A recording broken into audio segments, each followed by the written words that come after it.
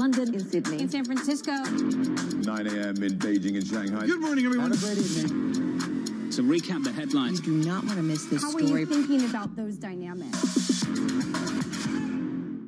This is a market that, over the past few weeks, has made it clear it wants to go higher. It got a little spooked by the idea that geopolitical tensions are rising.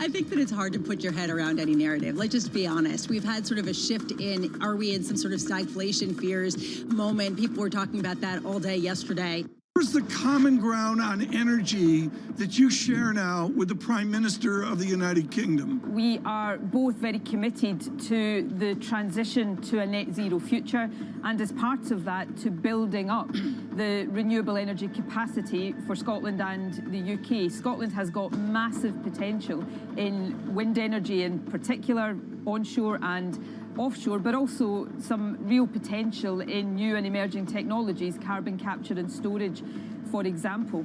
There's also, I think, an understanding, and perhaps the UK government and I don't entirely agree on the detail of this, but we must accelerate the move away from fossil fuels. We've got to do that carefully in a way that protects the people who are currently employed in that sector. In Scotland, around 100,000 jobs, and do it in a way that doesn't see us importing more oil and gas, but instead moving to the alternatives.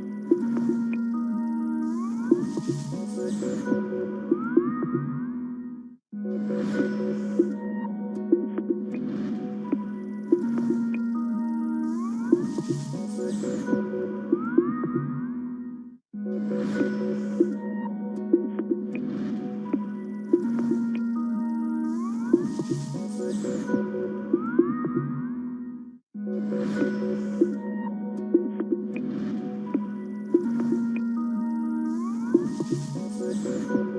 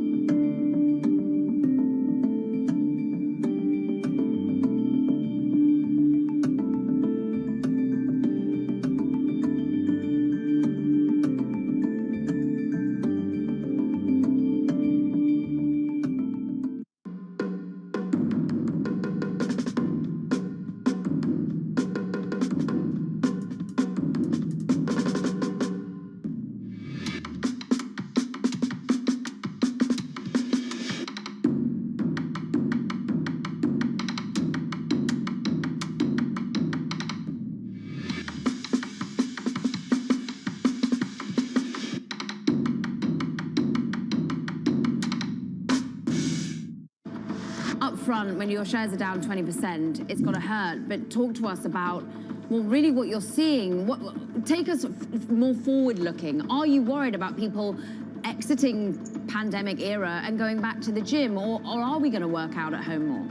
Well, that's actually the advantage that Beachbody has is we have never been a direct competitor with the gym. In fact, what we rely on is our ability to influence the 150 million people in North America specifically who are overweight or obese and haven't made that choice yet. Our job is to influence them with great content and this combination of what we call the total solution: fitness, nutrition, and community, so that they can tap into this incredibly cost-effective solution that is entertaining and engaging right at home so that they get results. That's our job, is to help the new person engage in healthy lifestyles.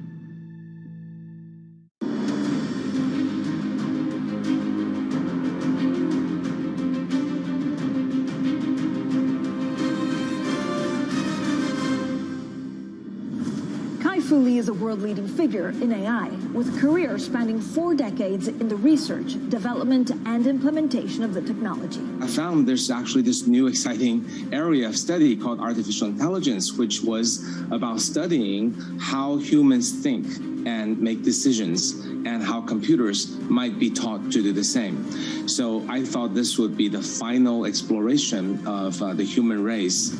Kai-Fu Lee was an early pioneer in speech recognition and a world-renowned computer scientist.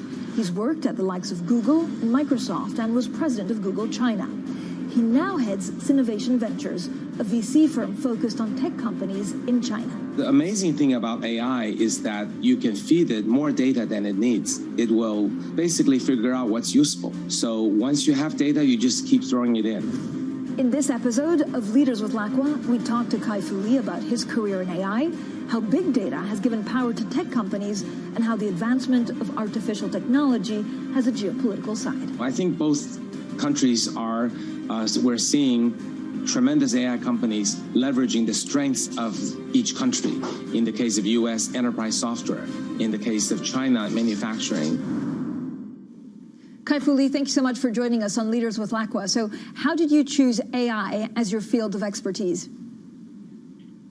It was actually my freshman year in college back in '79 that I started to study computer science at Columbia.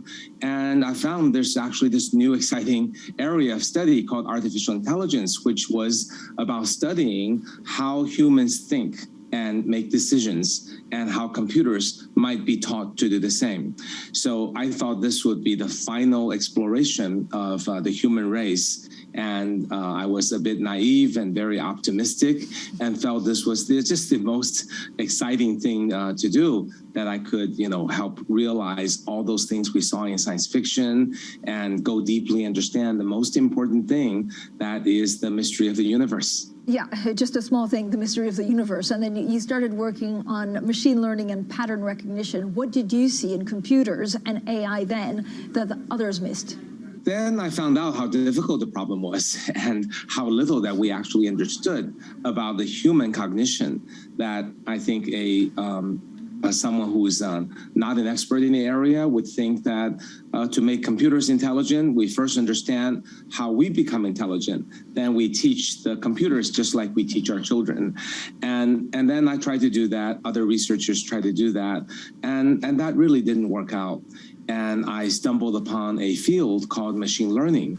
And that field basically says, hey, wait a minute, it is not necessarily necessary to replicate the human brain. The computer has a different brain. It has a CPU and some memory and storage, and it thinks faster than we do, but it thinks differently. It thinks about data. So maybe there is another way, which is forget about how the human cognition works. Forget about why we make the decisions we make.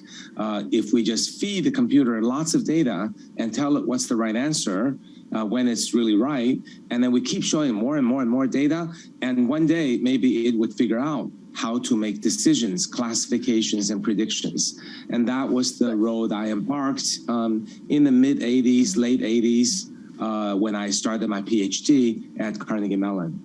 And Kai-Fu, I think you were also talking there about the tensions of some of the rule-based approach, right, that we saw back then, because it wasn't easy to see exactly what the right way to understand AI was, whether it was rule-based, so you inject a lot of information, or whether it's neural networks. How did you choose what field you wanted to be involved in? Well, for me, honestly, it was trial and error.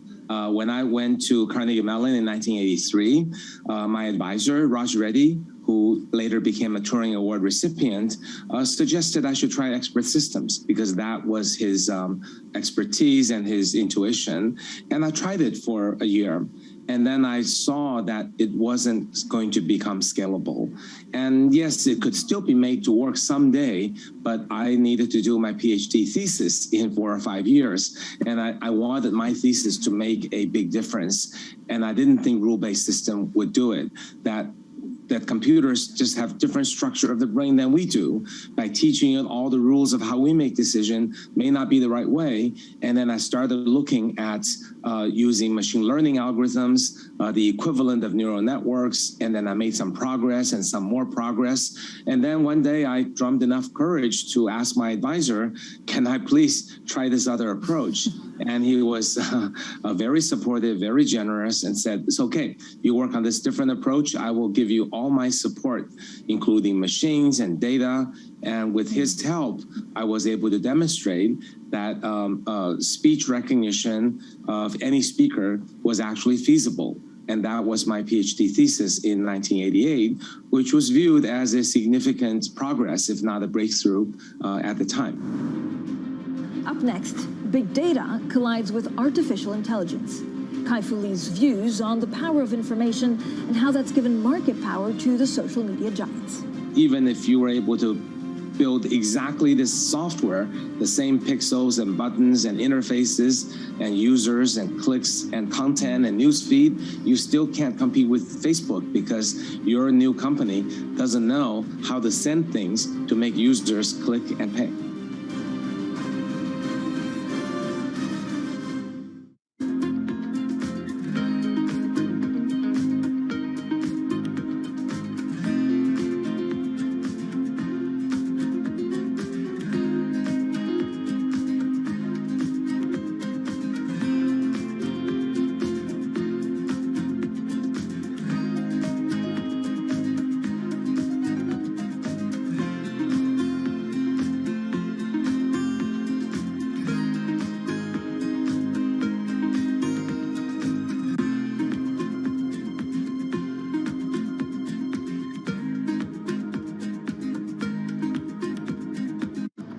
On the supply chain, are you starting to see things improve? And if you are, where specifically, sir?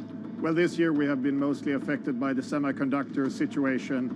And we believe that the Q3 was the quarter that was most affected. Do you think competition is going to look like? Do you think there is going to be a price war? As you say, the fares are available now. You're suggesting they may not be there for forever. But nevertheless, talk to me about what you think the competitive landscape is going to look like here.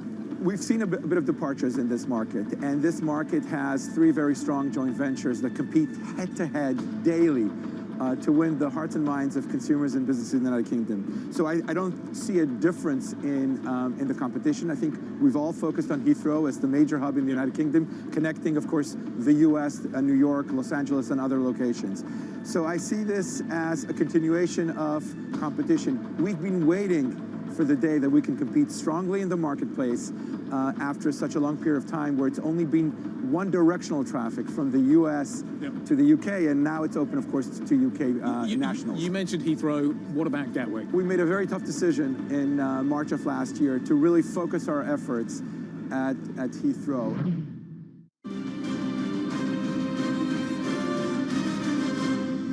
Before rising up the ranks of tech giants like Microsoft, Apple, and Google, Kai-Fu Lee started his career at Carnegie Mellon, where he built a computer program that defeated the world champion in the strategy game Othello. It was a forerunner of the most noted milestone in artificial intelligence, when IBM's supercomputer Deep Blue beat chess grandmaster Garry Kasparov. It's been referred to as the brain's last stand, the moment the human race was found to be less intelligent than machines. I asked Kai-Fu Lee how he felt watching it unfold and whether he was surprised. At the time, I knew that would happen. because it was a fellow student and friend, C.B. Shu, who made the Deep Blue really happen. Because he and I talked about the progress of machine learning, about the computer games, and about the complexity of chess. And actually, I worked on Computer Othello and beat the world champion in 1985. So he and I more or less plotted hardware progress that it was likely to become a grandmaster or even the world champion in another 10 or 15 years. So we were more or less on track because it was the same technologies, except made super fast, because CB was a brilliant hardware engineer. So he built an amazing supercomputer designed to do one thing, play chess. So I wasn't surprised at all. What was surprising was then we looked at the game of Go and we said, wow, this is exponentially harder than chess. I don't know if when AI can beat that, beat the best human Go player, maybe never. And I was really more proven wrong in the much more recently by AlphaGo. Okay, if you talk to me a little bit about where we are in understanding the human brain. Are we at 5% of understanding it? Are we at 10%? Or are we really just scratching the surface? Certainly at 5% or lower. We know some things about parts of the brain and their functions. We can look at a scan of the brain and guess some things about it, but we don't really know. People talk about downloading and uploading our brain, but we don't know what format they're stored. We don't know how many things that we take as granted, like common sense, intuition, works. And we don't also know how we do reasoning, analytical thinking, analogies, strategizing, understanding across domains, and certainly not creativity and doing things out of the box. And we have no idea where we get our self-awareness and our emotions and how we gain compassion and love and have emotions like that. So we really don't have any linkage of how to do these things, how our brain does these things. And so I think we're still decades away from achieving that. I mean, there's a turning point in 2012 where we look at neural networks. What exactly is an artificial neuron and how does it work? I know you've tried to explain it beautifully in your book, talking about layers, but that really changed the way that AI could actually function going forward. Right. So neural networks is a set of technologies invented by three brilliant researchers. Many of them began around 30 or 40 years ago, as I did.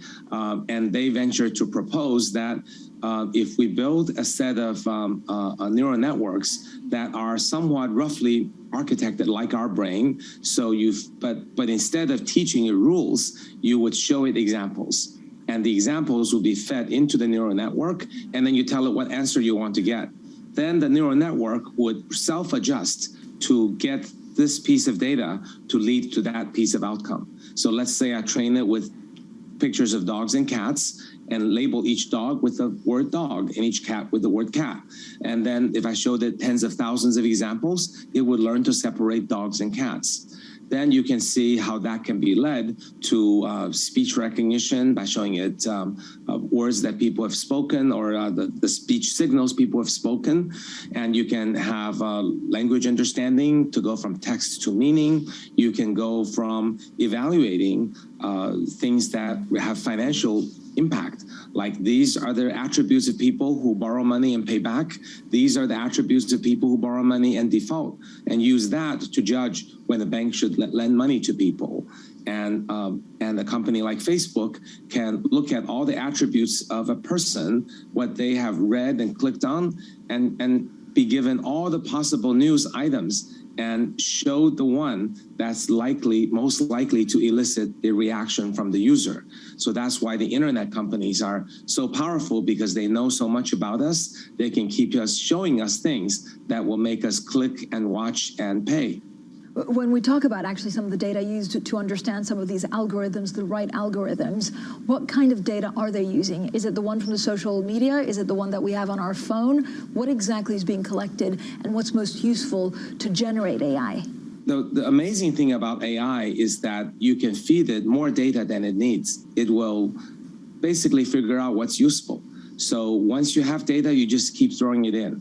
So if you happen to have all my Facebook click-through transaction data, that's pretty good in judging what videos I will click and watch and which ones I'll buy.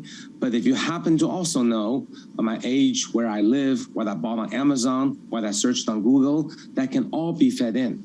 And that is exactly why it allows big internet companies, the bigger they are, the more data they have, and then the higher their prediction power, the more money they make, then they keep getting bigger, which is why there's concerns about companies that are very large not having too much of our data.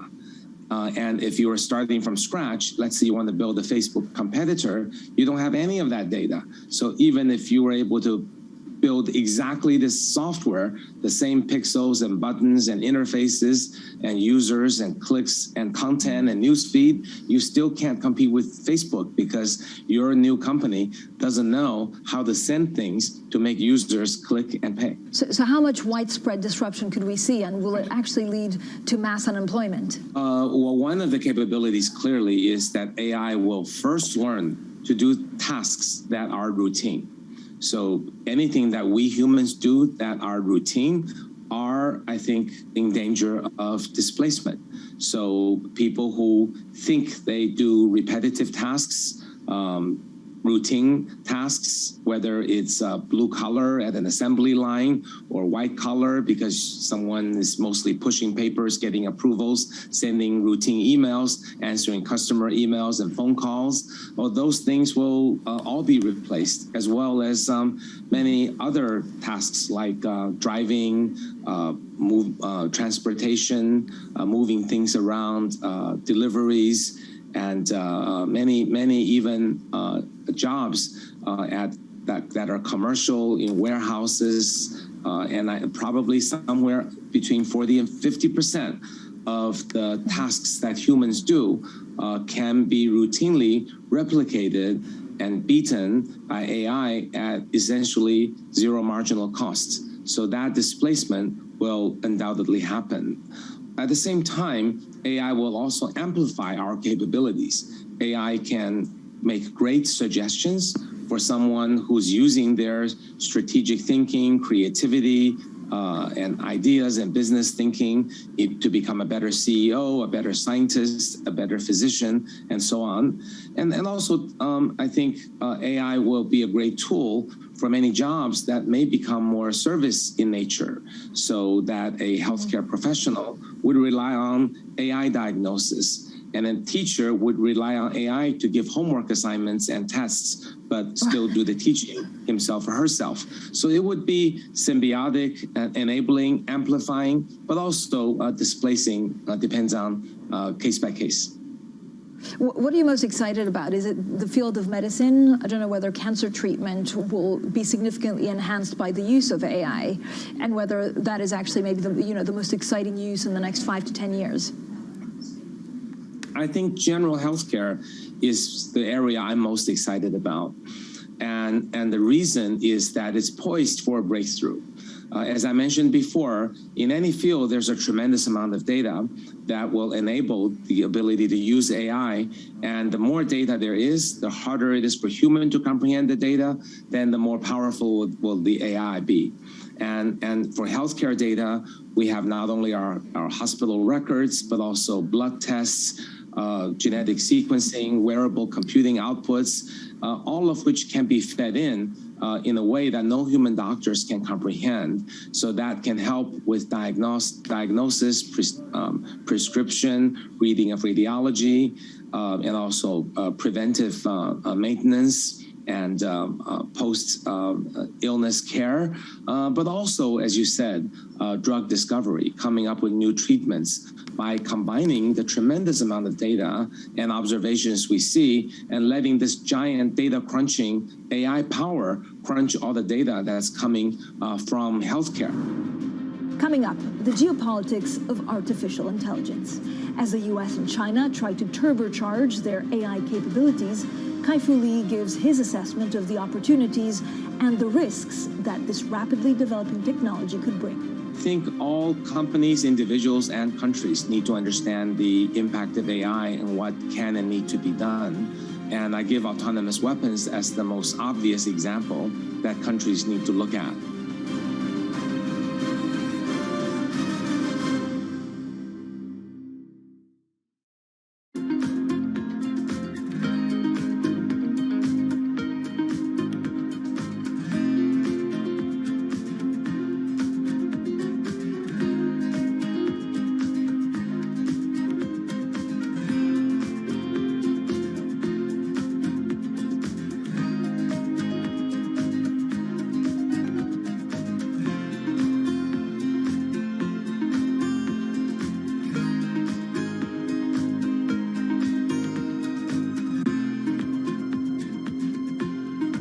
I think that it's hard to put your head around any narrative. Let's just be honest. We've had sort of a shift in, are we in some sort of stagflation fears moment? People were talking about that all day yesterday. It's such an interesting new world. The world is changing. For us, it's not about being first. It's about being the best. While everyone is zigging, we're zagging. We feel like we can maybe help people out more. We have an enormous number of big ideas. I look at the opportunity we provide, and providing access to information and knowledge, I think we'll end up being on the right side of history as well.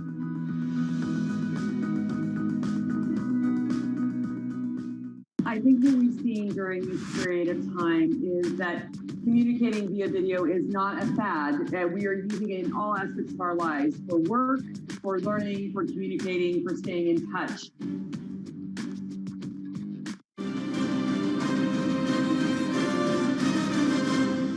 Kai-Fu Lee is one of the world's leading thinkers in AI and has a unique position, having worked for U.S. tech giants inside China.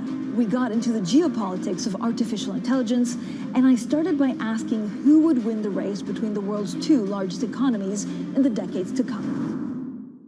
I think both U.S. and China have tremendous strengths in AI. I think their strengths are actually a bit different. The commercial companies in the commercial areas, I think U.S. tends to be much stronger in enterprise applications like C3 AI and Palantir and companies like that. And China is now showing a lot of progress in robotics, especially for manufacturing and warehouses. And the two countries are both developing great companies in autonomous vehicles, healthcare, and internet. But largely, those companies don't compete against each other due to the current geopolitical tendencies. So I think both countries are, we're seeing tremendous AI companies leveraging the strengths of each country. In the case of US, enterprise software. In the case of China, manufacturing. So I hope AI will end up making companies in both countries winners. In China, are Chinese companies looking to, have more of an influence domestically rather than internationally, or will that change over time? I think right now, most of the Chinese AI companies are focused domestically. And should they go abroad, they're more likely to go to countries that have a strong commercial relationship with China and no limitations on technologies. So perhaps the Southeast Asia, Middle East, Africa would be more likely, maybe South America, whereas I think US will tend to have more influence on the traditional areas like English-speaking countries and Europe and Japan. So I think each country will naturally go to the regions where it has some advantage or it has fewer limitations. Kai-Fu, what does the world look like in 40 years? So, is it going to be like the Terminator, and you get asked that very often at dinner parties, or what's your vision on where we'll end up?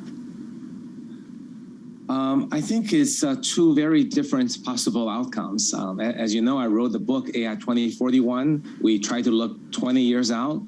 You want me to look 40 years out. I do think we have two possible outcomes. There's not a lot of scenarios in the middle. I think either we get our act together and figure out how countries can collaborate and finally realize there are many issues we can work together on, like climate and healthcare, and that in a positive exemplars lead the world and technology problems are overcome, then we really reach a world of plenitude where all these technologies will basically eradicate poverty and hunger, and also positive uses will make us live healthier. That's one outcome. The other is that technologies can be misused by people. I don't think technologies will become evil itself and like a Terminator or a dystopia like that, but I do think they provide very powerful weapon to bad people.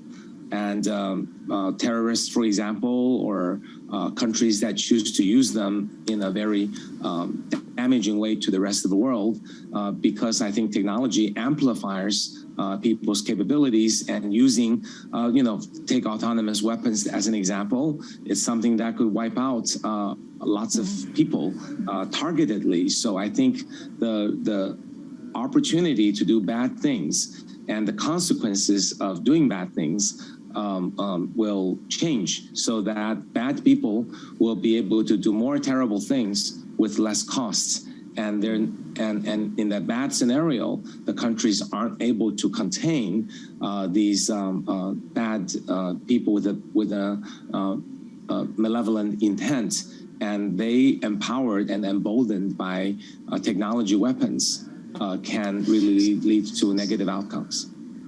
So, Kai-Fu, what does that mean? That governments need to step up their understanding of AI and not be left behind, so that it's not only private companies that actually are at the forefront of this revolution? Yeah, yes, I think all companies, individuals, and countries need to understand the impact of AI and what can and need to be done. And I give autonomous weapons as the most obvious example that countries need to look at, because they are incredibly dangerous. You can build a $1,000 device that can be a personal assassinator, bringing no risk to you. Imagine what that happens in the hands of, terrorists. And I think that's the area people need to step up first. And also we need to watch for other dangers that AI and other technologies like quantum computers, like CRISPR, AI is not the only technology. There are probably half a dozen similar technologies that could lead to huge disasters for humanity, if not bring us to an existential threat. Kai-Fu, you're truly a pioneer in your field. What advice would you give your 20-year-old self? I would have told myself to take more risks and go after what I love, as opposed to listening too much to what one should do in one's place, because there's so much change. The only thing that isn't going to change is change itself. So become adaptive, be bold, and if you see something you want to devote your life to, do it. Don't worry about the risks. The younger you are, the less you have to risk, and the more risks you should take in order to make the biggest difference in the world. Kai-Fu Lee, thank you so much for your time today. Thank you. Thanks for having me.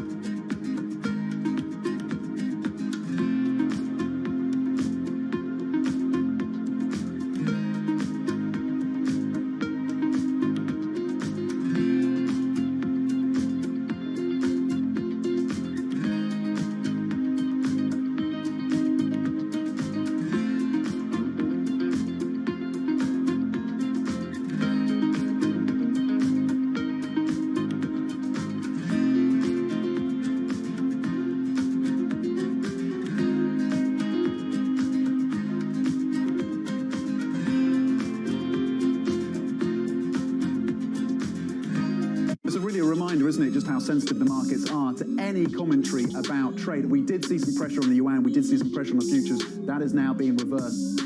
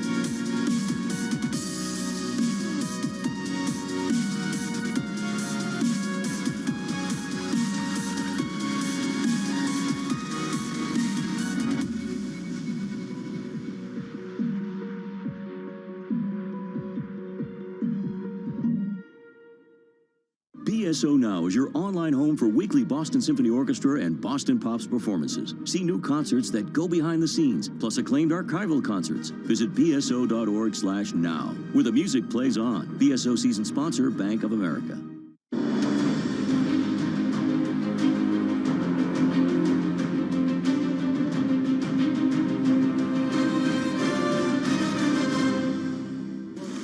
An unparalleled career in public service. The Vietnam veteran turned anti-war activist who has dedicated his life to serving his country.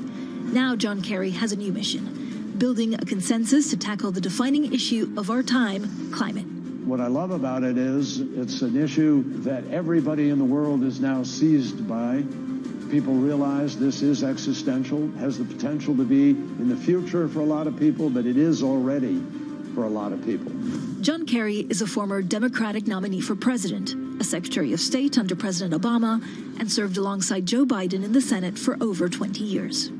He took up the role as U.S. Special Presidential Envoy for Climate at a time he sees as pivotal. I think that the COP26 will achieve a significant increase of ambition at the beginning of the decade, which is the critical decade. In this episode of Leaders with Lacqua, we talk about John Kerry's climate diplomacy, the changes he's made in his own life, and what's needed for a global agreement on tackling climate issues. We're going to break through on something. I can't tell you exactly what it's going to be, but, you know, we had the challenge of going to the moon. We invented the internet. We have a rover on Mars. We can direct it from here on planet Earth. We can get this done. Secretary Kerry, thank you so much for joining us on Leaders with Lacqua. Now, you say that every country has to be faster in cutting emissions. Why are we not keeping up with our Paris promises? Well, there are a lot of reasons that people aren't keeping up with them. I think business as usual has been fairly compelling. COVID obviously interrupted with a certain amount of effort. But I think not enough people are yet committed to be as serious about this moment as we need to be. Mother Nature has sent us some powerful messages over the course of the last year or two. We see all of the predictions of scientists coming true, bigger and faster in many cases. And so I think the business world is at large, for the most part, beginning to really sit down and grapple with the things that we have to do. So my hope is that some of the countries, there are 20 countries, Francine, that are the equivalent, that equal 80% of all the emissions.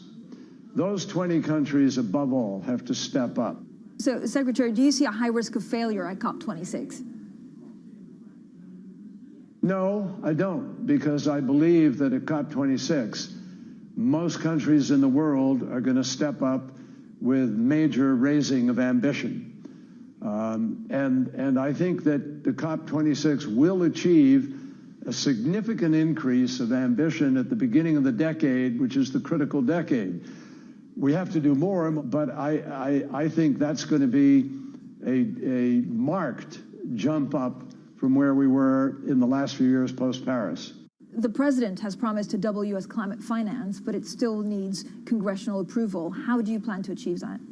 Well, I believe that we will get that funding. I can't tell you exactly which legislative piece it'll be in or whether it'll be in the budget per se, But the answer is, I think it's a strong commitment. It's an imperative. Whether you're a Republican, Democrat, liberal, conservative, it doesn't matter. There are no labels on what's happening with climate crisis. And so we have to step up. $100 billion has been promised over 5 years now to less developed countries. I think it is absolutely essential that the developed world, which is, as I said, producing 80% of all the emissions, must step up in order to help less developed countries be able to respond to the crisis that the developed world has actually led the charge in creating. But how does the U.S. actually build trust with developing nations when you're trying to persuade them to cut their emissions when they don't have a guarantee that the U.S. can do it? Well, we can do it. We are doing it. We actually are now on a track to be able to do it. And we have a climate coordinator in the United States, Gina McCarthy, who, together with her team, has done a terrific job of coordinating efforts around our nation. Governors, Republican, Democrat alike, mayors are all committed to be moving in that direction. Many of them did incredible work in the last 4 years when President Trump pulled out of the agreement. They continued for United States efforts. So, as an example, about 75% of the new electricity that has come online in the United States is from renewables. So there is an effort going now to deploy more renewable, to shift, particularly to shift away from fossil fuel, and to begin to look at the alternatives. There's also an enormous amount of research being done. And people like Bill Gates and others are doing what's called the Breakthrough Initiative. They're looking at possibilities of new generation of smaller, modular, nuclear, and other kinds of possibilities here. So I'm confident that when we push the curve on the technology, when we do the work of the innovation and the effort to deploy that we are capable of doing, we can get there. The next 10 years are the critical years. This decade, from 2020 to 2030, we must reduce by 50%. In order to keep the 1.5 degrees alive. We are on track. We currently have a plan because President Biden created that plan, and he has put it in place for the most part. You heard him announce with Ford Motor Company and General Motors and others that by 2030, 50% of the automobiles sold in the United States will be electric. The president has set a goal that by 2035, our power sector will be carbon-free. No oil, gas, or coal. So those are strong goals, and they are achievable, and I believe President Biden is putting the country on a course to able to achieve them. Secretary, to the cynics that say that actually COP26 is just another high-level meeting where there's a lot of talk but no substance or no action, or to the climate activists that also question what our leaders are really doing, what do you tell them? Well, it's the Glasgow meeting is not just talk. We have been engaged at President Biden's direction in major international diplomacy over the course of the last 9 months. We are working with basically all countries, but principally with those 20 countries that I talked about that are responsible for 80% of all the emissions. And the fact is that most of those countries are announcing new reduction levels, and they are announcing them because of the meeting in Glasgow. They are submitting those new plans to the United Nations. In many cases, those new plans are significant reductions, particularly with the 55% of global GDP that I mentioned to you is committed to the 1.5 degree limit track. So the fact is that Europe has committed to a reduction of 55% over the course of the next 10 years. The UK, 78%. The United States, 50 to 52%. Canada, 46% to 50%. Japan, 45% to 50%. So the scientists tell us we have to cut by 45% over the course of the next 10 years. That's exactly what the 55% have committed to do. Now we have to get other nations to step up. We're working with Russia. We're working with South Africa, with Mexico, with Brazil, with Saudi Arabia, with a whole group, India, a whole group of countries, and they are right now sharpening their pencils and working to shape the announcements that they're prepared to make in Glasgow. So Glasgow will be a raising of global ambition. It will not guarantee that we are absolutely, as a planet, all on track, but you will have many, many countries raising their effort to very significant levels, and I think there will be much more that comes in the months and in the year or so after that. Up next, diplomatic tensions collide with the race to net zero. John Kerry's views on the challenges and opportunities of U.S.-China cooperation on climate. We're not trading off anything in other issues. What we're doing is trying to make, I'm certainly focused exclusively on the climate track and trying to see how much progress we can make there.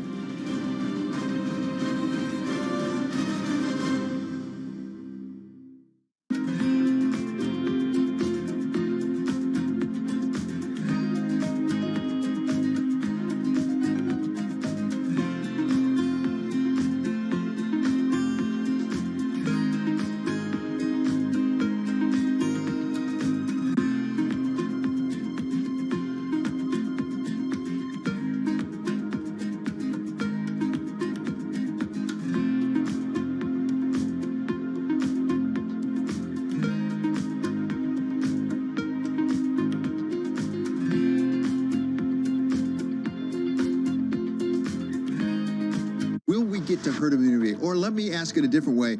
Have we given up on herd immunity as a practical matter? You will know when you get to that point, when the cases are so low, they're barely detectable. That's what herd immunity means. We don't know what that percentage is, David. How does an extra $1 trillion in spending not increase inflation?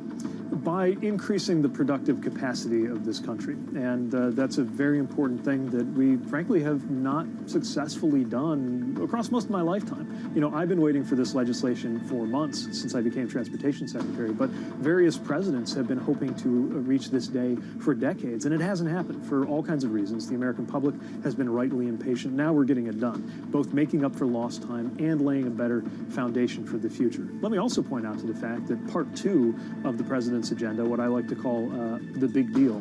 But Part 2 of that, the Build Back Better Act, has even more that will help beat back inflation by lowering some of the costs that Americans feel most acutely, the cost of childcare, the cost of healthcare, the cost of housing, the cost of prescription drugs, bringing those down while also making sure that we ease some of those labor market issues we have by making it easier for working parents to afford to go back to work.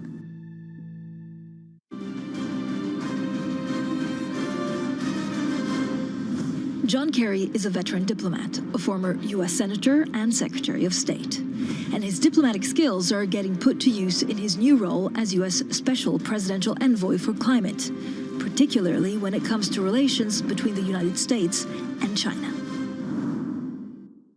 Secretary, what about China? So the country said it will stop financing coal plants abroad, but not at home. Should the U.S. and actually, you know, China not make a pledge to phase out these coal-fired plants at home? Well, we've expressed concern, obviously, to China about the level of coal. That's not a secret. We've been working with the Chinese. President Xi is very focused on this issue. He's personally involved in decision-making, and I'm confident in the next weeks we're going to be getting together with China. We hope we can find more common ground for moving the process forward. And we're looking at a number of different ways in which we might be able to do that. So I remain hopeful that we can still get something done before we go to Glasgow.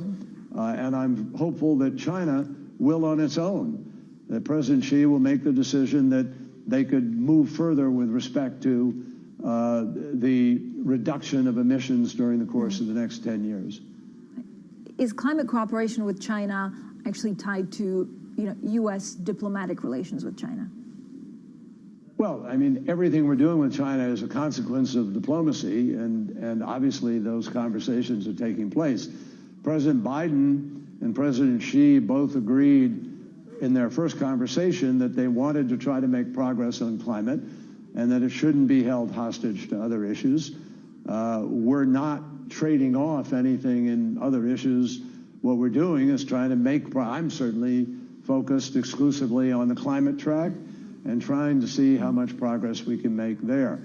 Needless to say, in the last few months, those efforts have been somewhat entangled by some of the other things. My hope is in the next 4 weeks we can make some more progress. Why is it so difficult to have a clear definition of net zero, and how much would that actually help businesses to track and to do better and governments to do the same?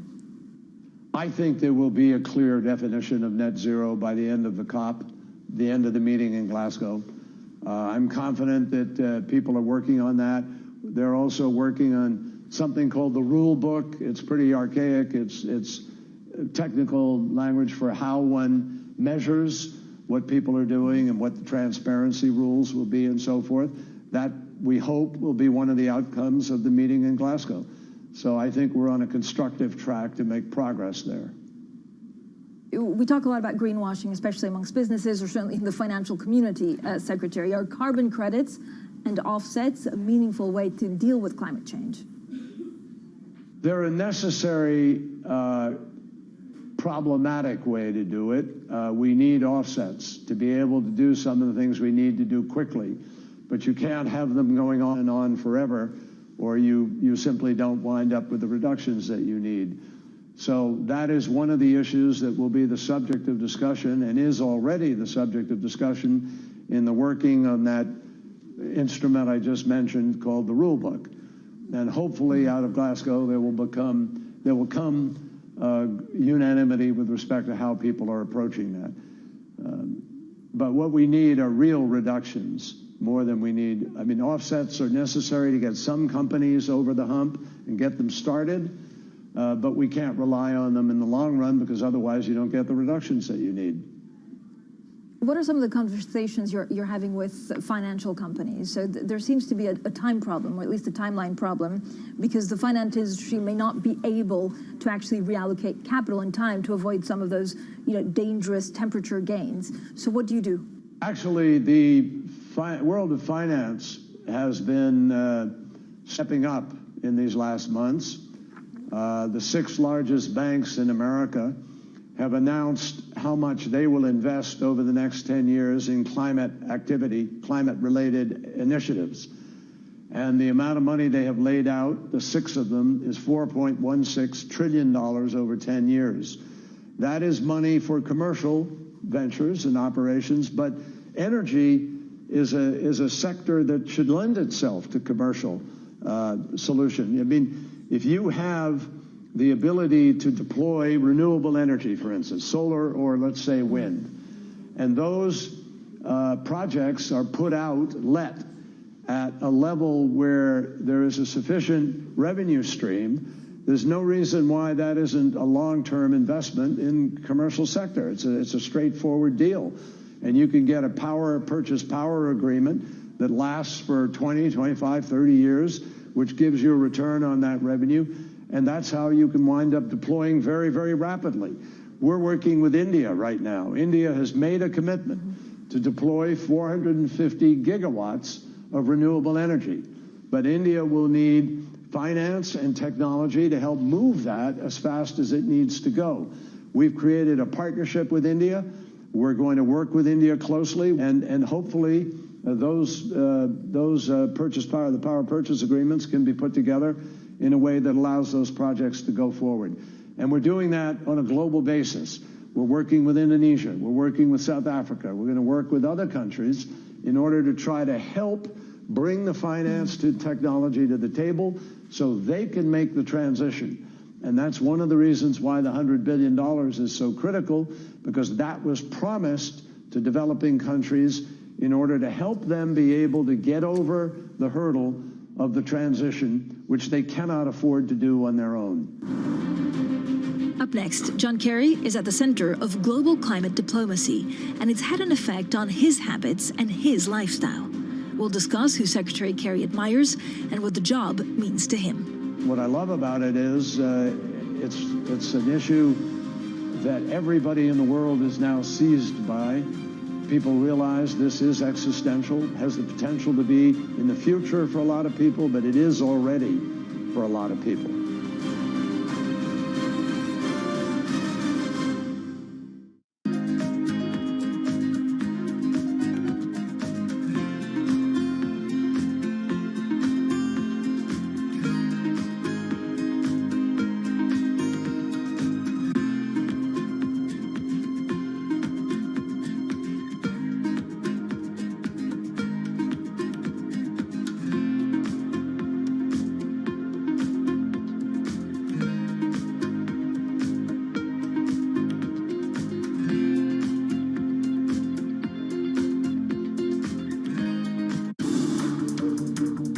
Every Friday with 30 minutes dedicated to fixed income. I'm Jonathan Ferro. This is Bloomberg Real Yield.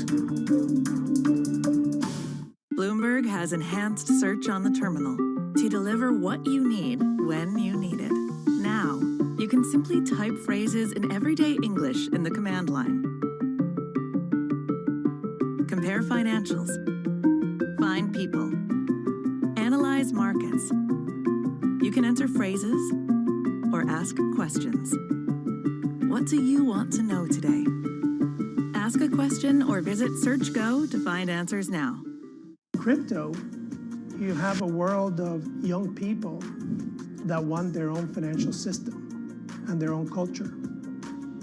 And it is very powerful, and I'm a big believer in it.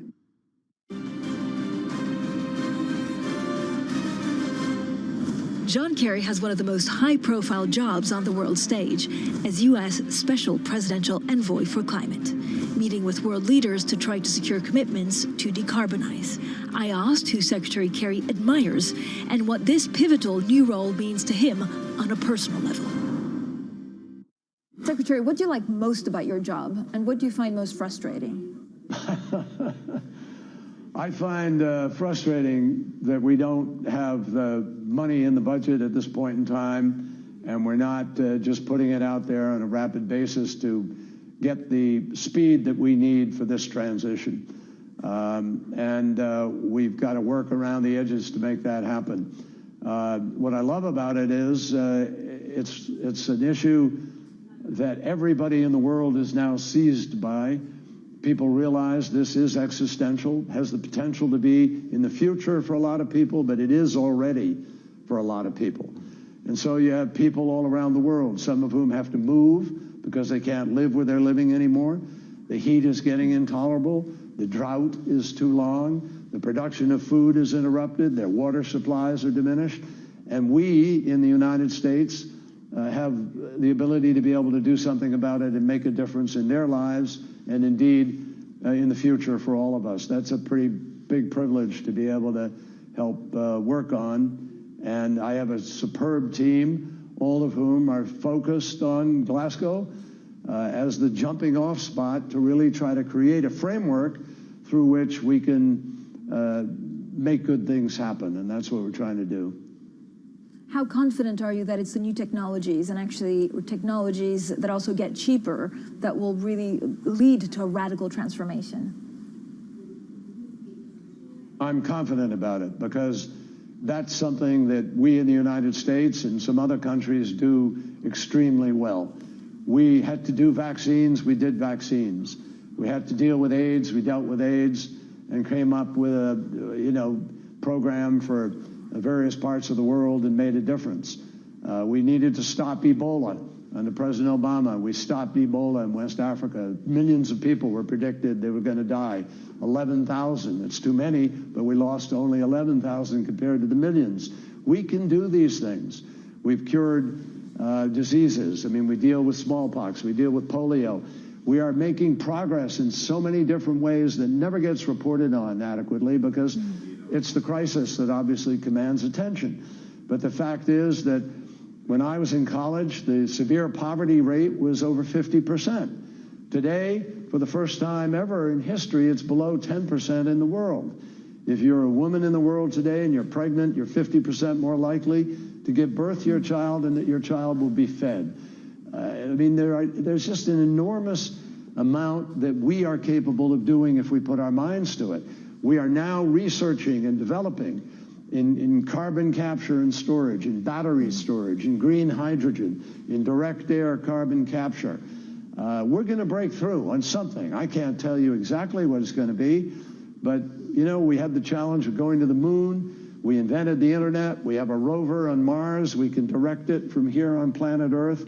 We can get this done. Is there someone you admire in the space for clarity of mind or, drive, fire in the belly to get this done in the sustainable space? Well, there are many people, and it begins with, Jim Hansen, who testified to us when we were in the United States Senate in 1988 and told us climate crisis is here, it's happening. And then there are just so many people who've been on the front lines of this fight for so long, including now, most importantly, young people, kids in schools who are willing to, strike and willing to step out and lead the efforts of accountability. And they're asking the adults to be adults. Pretty simple request. Do the things that we know we have to do, be responsible as leaders in public places, and get the job done. It seems to me that's by far not too much to ask. No. Given the fires, given the tornadoes, given the floods, given the UN reports, how many climate change deniers do you still meet? I'm not counting the deniers now. We're beyond that. The evidence is clear. People are accepting the science in a large majority in the United States and around the world. We are the only country, by the way, where we have people called deniers in that level and who are denied for as long as they have the consequences of climate. But even now, many of them are changing because they've seen what's happening in their homes, in their states, the floods, the fires, the mudslides, the air quality.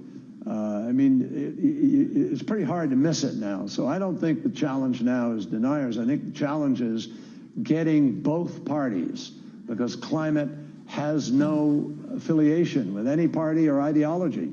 Get everybody together, listen to the scientists. This is not a matter of ideology. It's not a matter of politics. It's about arithmetic and physics. And the scientists are doing what they're doing based on that arithmetic and physics, and they're telling us what we need to do as public people, as policymakers.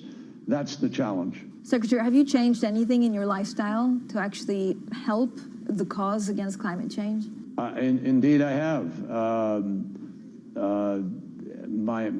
I have a solar system for my home.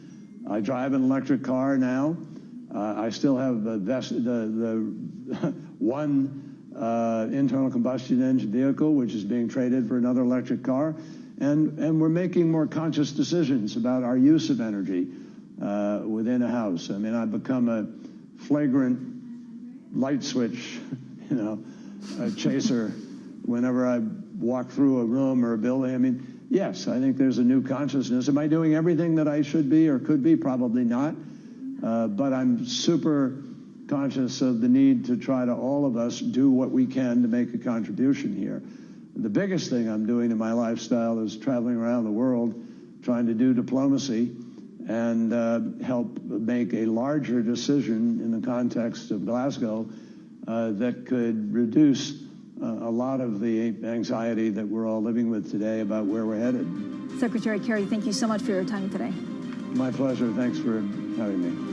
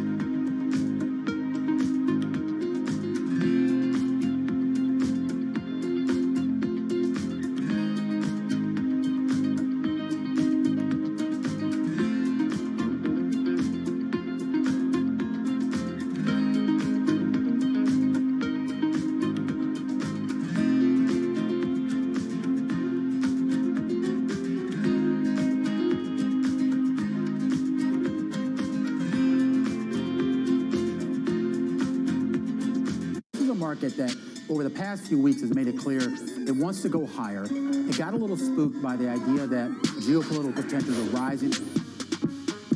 Where's the common ground on energy that you share now with the Prime Minister of the United Kingdom? We are both very committed to the transition to a net zero future, and as part of that, to building up the renewable energy capacity for Scotland and the UK. Scotland has got massive potential in wind energy in particular, onshore and offshore, but also some real potential in new and emerging technologies, carbon capture and storage, for example. There's also, I think, an understanding, and perhaps the UK government and I don't entirely agree on the detail of this, but we must accelerate the move away from fossil fuels. We've got to do that carefully in a way that protects the people who are currently employed in that sector. In Scotland, around 100,000 jobs, and do it in a way that doesn't see us importing more oil and gas, but instead moving to the alternatives.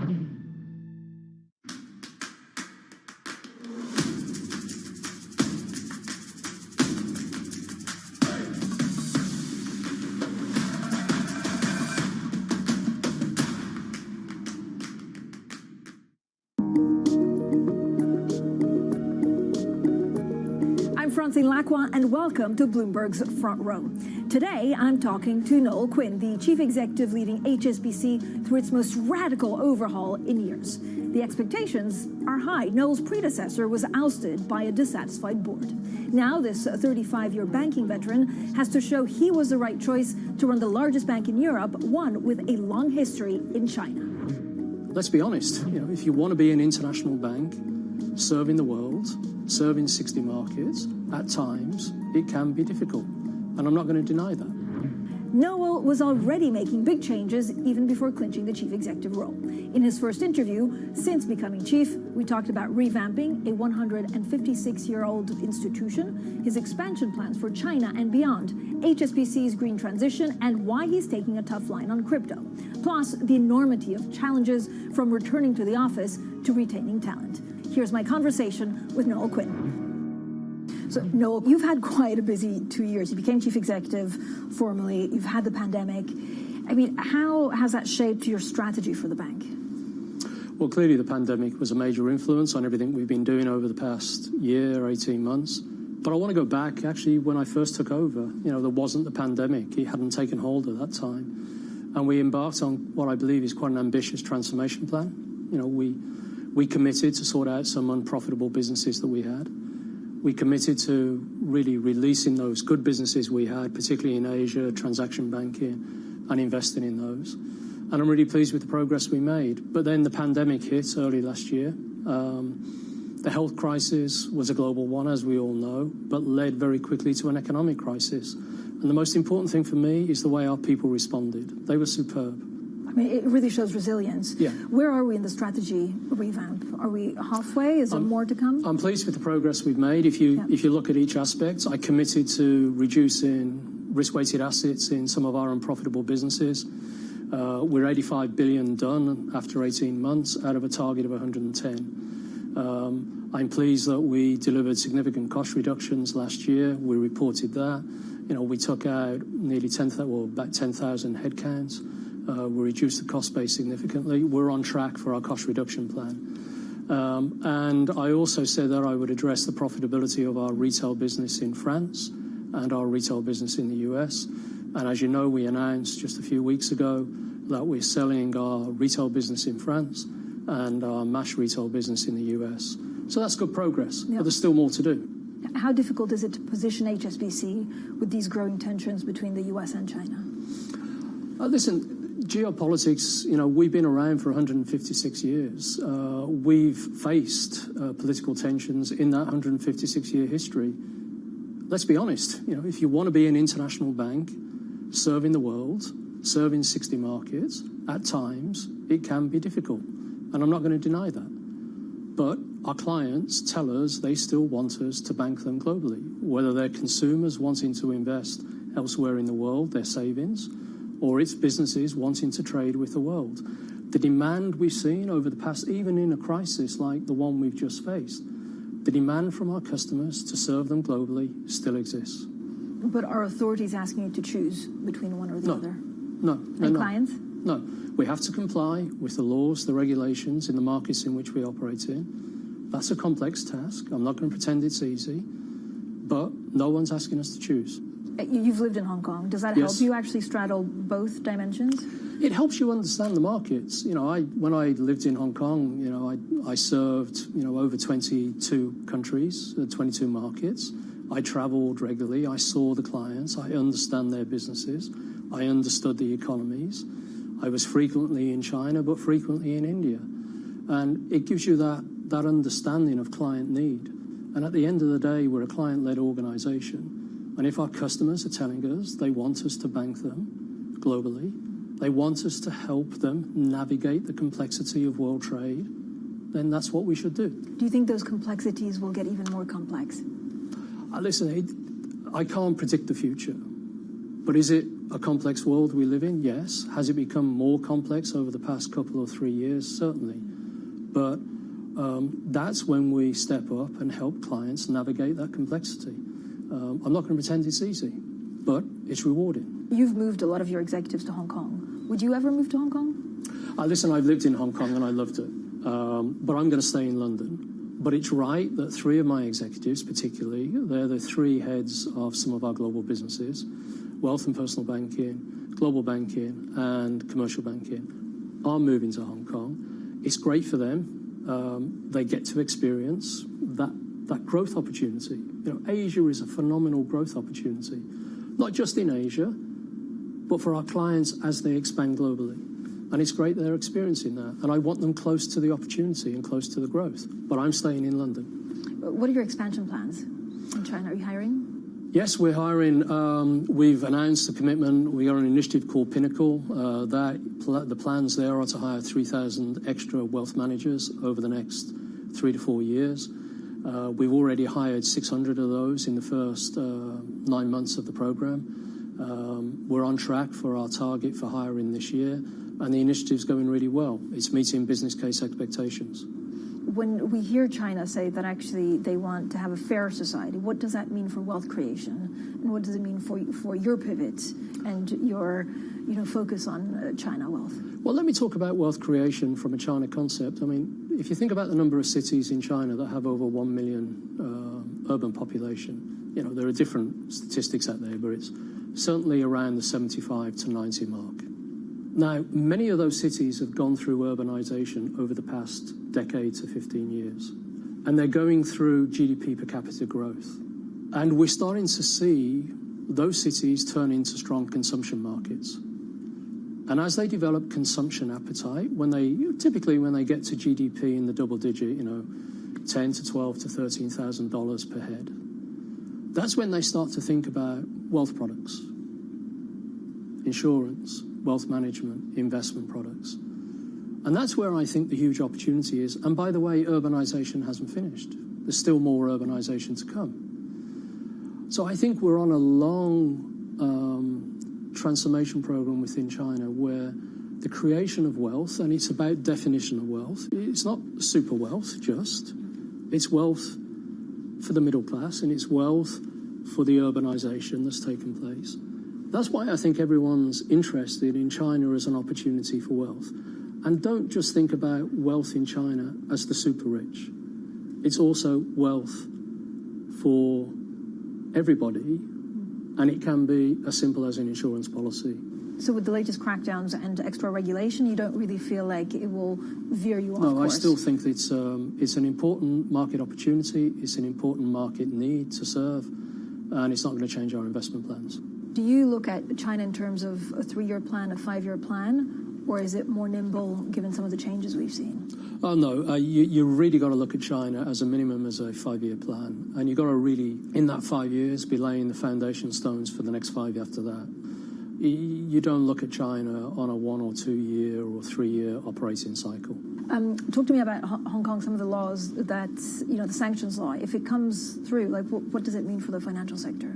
Listen, as an international bank, as I said, we've been around for 156 years. One of the jobs of an international bank is to comply with complex laws and sanctions laws wherever they're implemented. And that complexity has increased, but we'll navigate that as we have done so far, and we'll continue to do so going forward. But you have to stay close.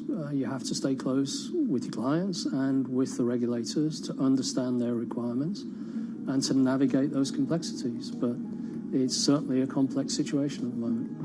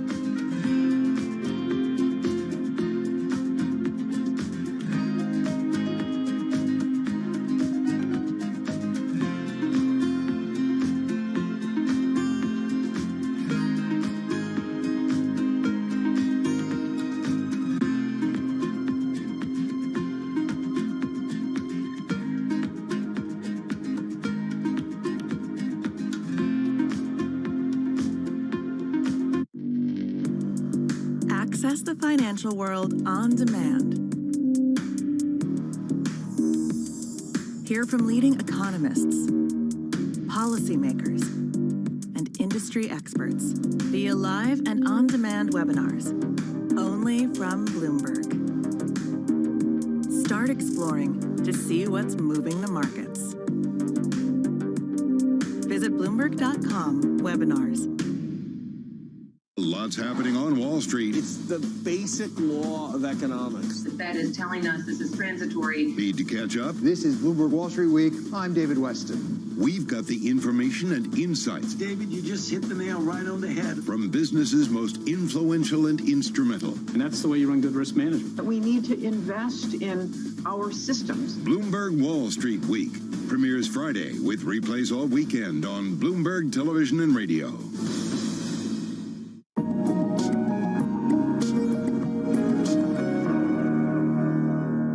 How much do you spend actually thinking about sustainability? We've seen demand for sustainable products increase. Huge. But also a lot of questions about whether, financial institutions are greenwashing. No, it's a huge topic, and I think it became even more urgent through COVID. I think COVID was the wake-up call for so many people, me included, on how fragile the world is to a natural event. And I think the pace of change, the dialogue that's taking place today relative to 18 months ago is much greater on sustainability. So I think it's both a huge opportunity whilst also a huge risk to manage. And by opportunity, let me just clarify what I mean by that. In our 156-year history, we've seen the industrial landscape change dramatically. The commercial landscape, it's unrecognizable. I think in the next 10 years, we're going to see a similar transformation take place in the industrial, technological, and commercial landscape. Why? There are industries today that are carbon heavy. They will need to transform their technology base, their business models, to be fit for a net zero world of 2050. That creates huge opportunity. There's also risk in that transformation. And what I want HSBC to be is at the center of that transformation, leading that change. And I quantified what that meant back in October of last year when we published our sustainability strategy. I believed, through all the analysis we've done for HSBC, there is an opportunity to finance that transition, to help those customers build new business models. I quantified that at somewhere between 750 billion and $1 trillion over the next 10 years of either investment that's needed to be funded on our balance sheet or through capital markets. But often we're not talking about the same language. So there's concern that actually, certain funds, certain banks are overstating some of the sustainability impact. Yeah. So how do you avoid that? And that's where we've got to take the reporting. You've got to have transparent and consistent reporting so that the words financing the transition are not just a marketing strapline or a strategic strapline. That people, stakeholders, investors, regulators can decompose that and say, I understand what your balance sheet looks like today. I understand the targets you're setting to work with your clients to finance the transition. And I understand the progress reports that you're issuing every 6 and 12 months through your report and accounts. And in that regard, we're developing, as other banks are, our own reporting methodologies, but we're trying to do it in a way that's consistent. So I also chair a task force of like-minded banks, about 11 of us, who are trying to set a framework of disclosure that if you use the phrase finance the transition or achieve net zero, this is what it means. And there is an architecture of reporting that we put in place that allows the readers of our reports to understand how we're doing that. How do you expect the return to the office to go? Listen, my own view on the return to the office is it would be a waste if we didn't learn from the last 18 months. If I think about the future, do I want the future to be the way it was pre-COVID on working environment? And let me explain that in more detail. Over 200,000 of my colleagues, 90% of them work from home. Not everyone could because they had to work in branches or work on trading floors. But a lot work from home. Now, I trusted them last year to run the bank globally in 60 countries, and they did a fantastic job. I'm not going to turn around to them now that COVID's over and say, guys, I no longer trust you to work from home. You know, not all jobs can be done from home. I'm a realist. There are certain roles that have to be performed in premises.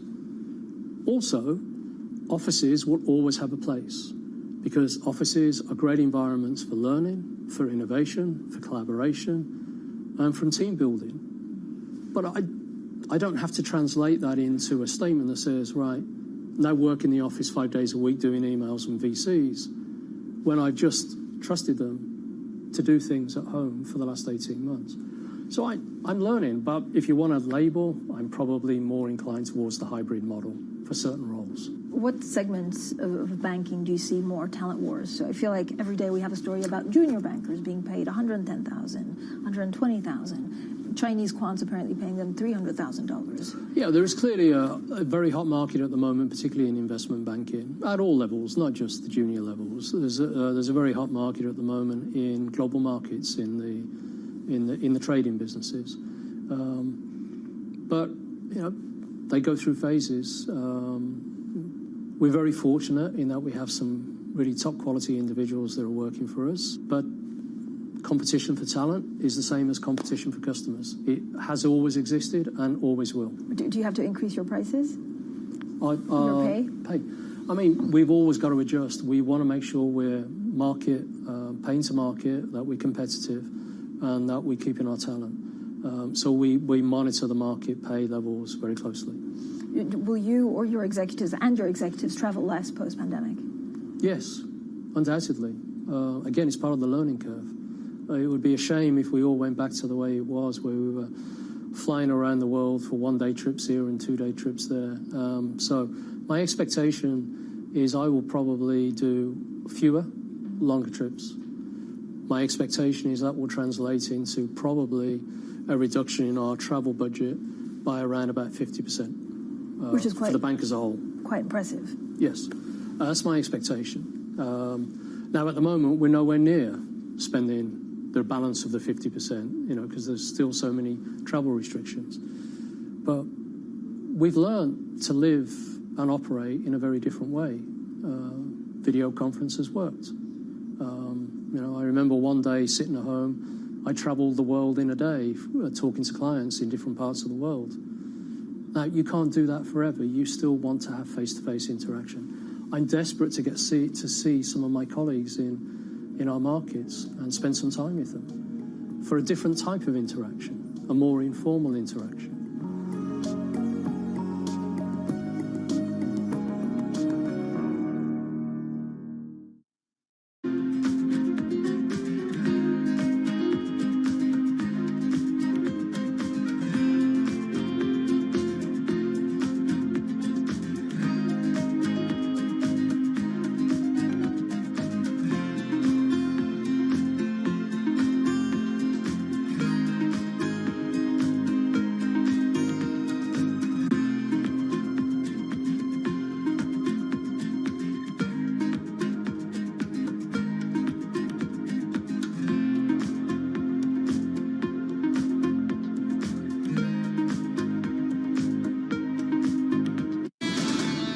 Talking about Bloomberg surveillance.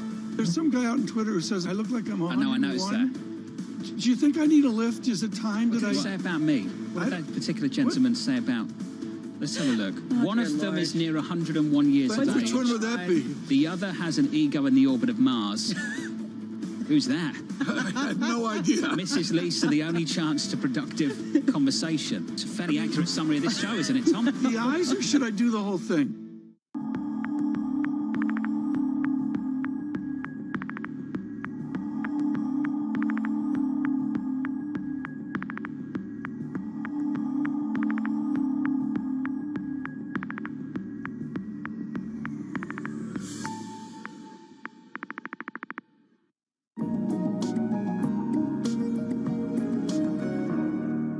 know, talk to me about diversity. So there was a pretty explosive, actually, expose by one of your employees that the media really picked up.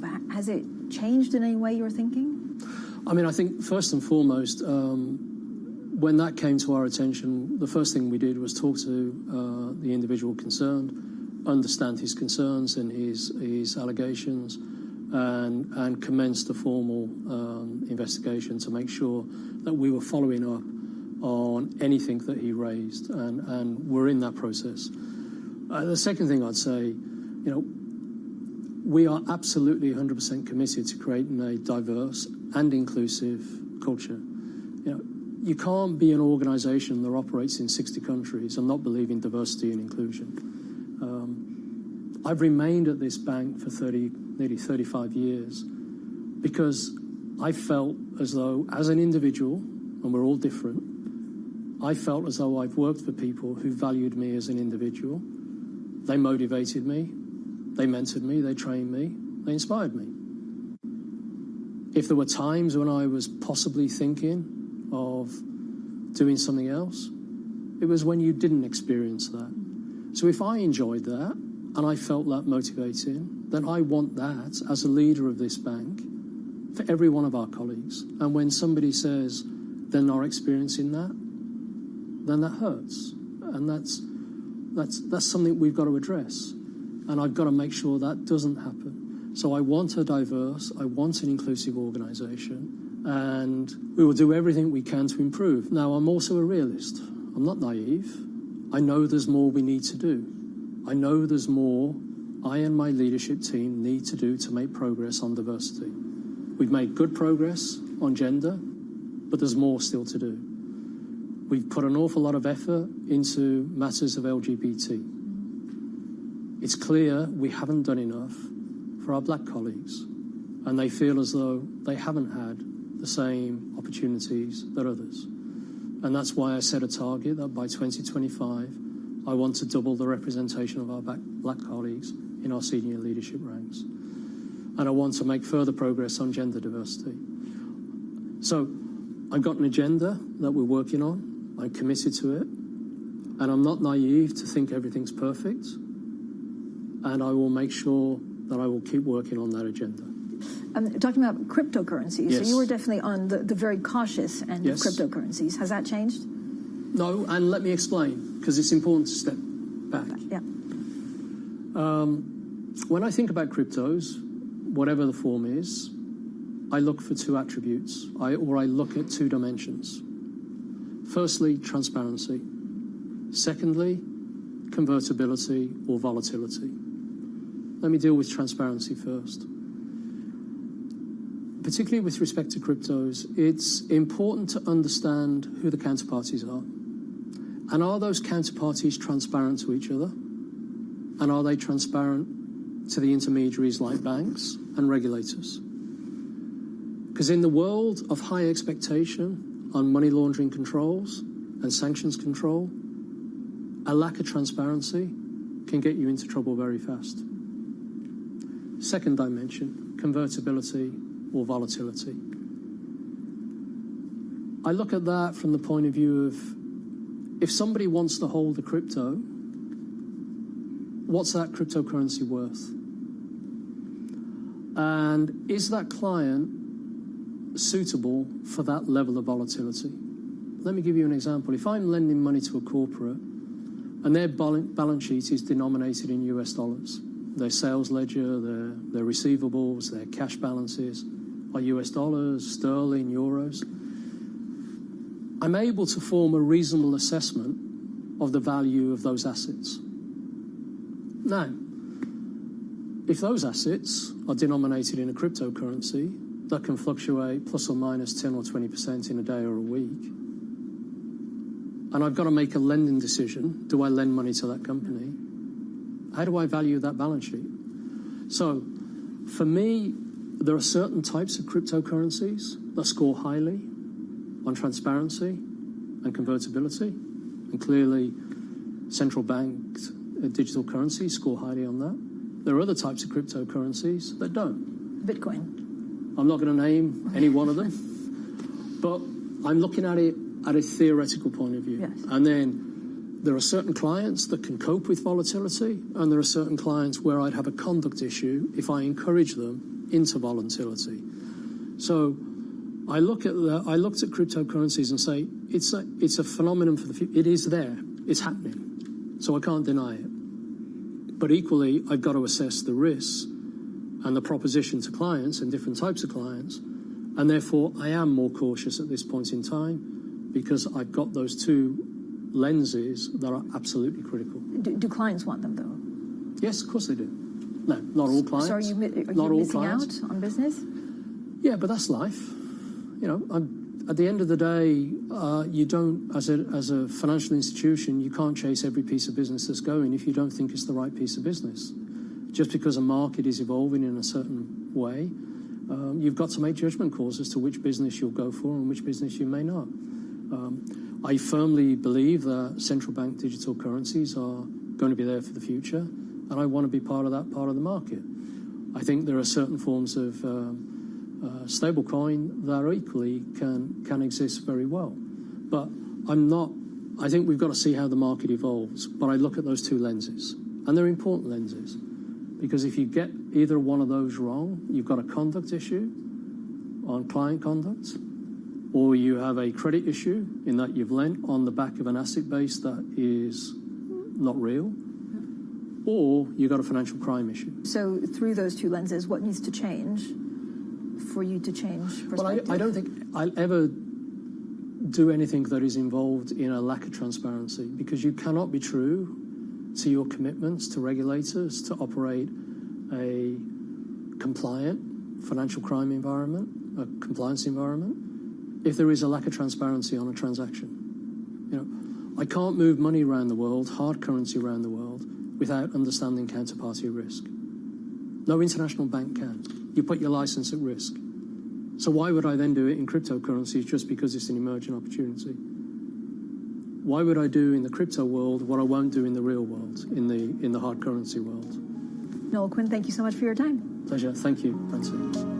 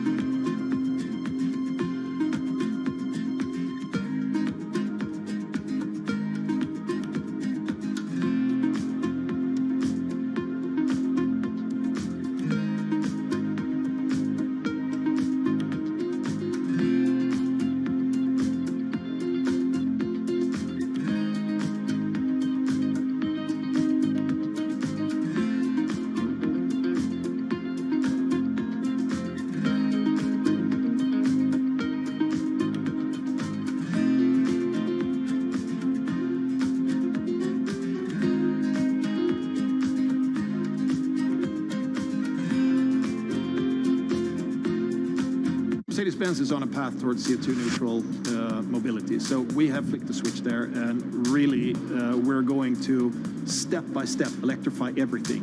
And what does that mean? Combustion engines get electrified.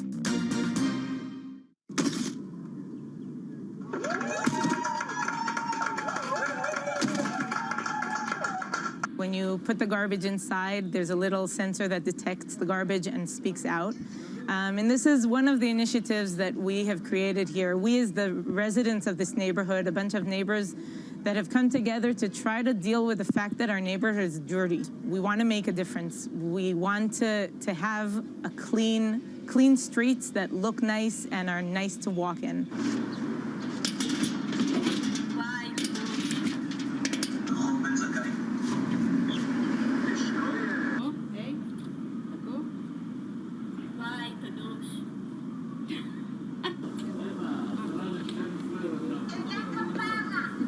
בבקשה.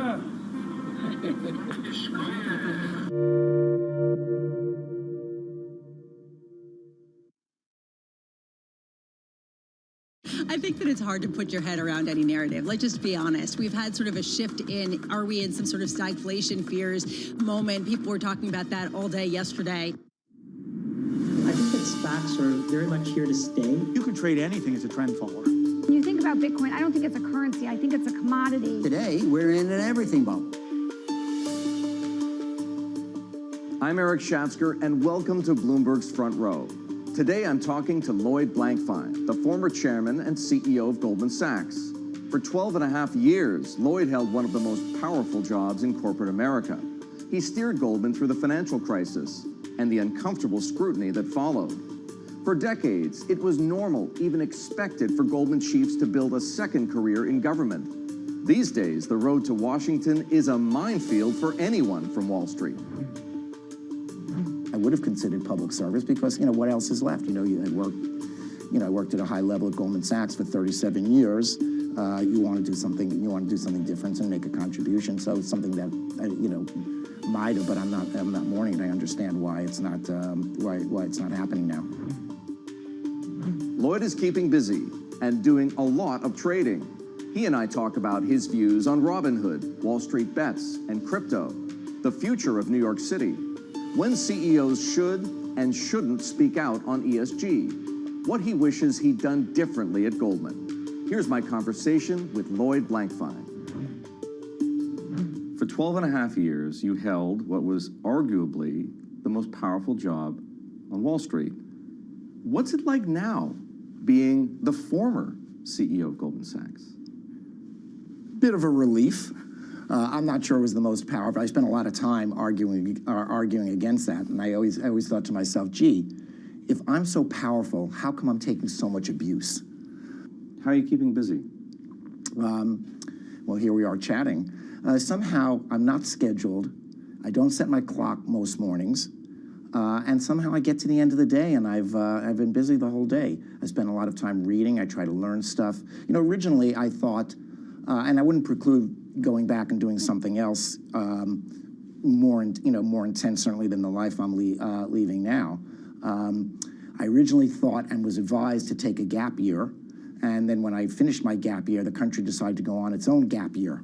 1 year plus gap year. So those consecutive gap years leave me in this place. And I'd say the longer you're not setting your clock in the morning, the less you want to set the clock in the morning. But after 40 years of running around the world and living in the macro markets and knowing the price of everything all the time, and knowing that anything that could go wrong anywhere in the world would affect us and have a huge consequence for us, it's a little bit hard to drop it. And there are parts of it that I never thought I'd miss, but I do miss. What are those things? What do you miss? Well, I miss even sometimes, even as I say, I feel a little bit of relief in not having someone being intense, but I miss that. I miss the background noise, even of having things to fret about all the time. Is there such a thing as a substitute for that? Well, I'm sure there's a lot of people who work at great organizations and have quite fulfilled lives and give their all, and they're not at Goldman Sachs. So there's a lot of other things that one could do. If you're asking me, have I found a passion away from the commercial? I'm a commercial person, and so I'm involved in some philanthropy stuff, and I've elevated my involvement in some things in this period. And I enjoy that, and you could be quite commercial in those places too. You can be a commercial person in government in the sense of getting things done and taking risk and pushing things along, and you could be that way in a philanthropy.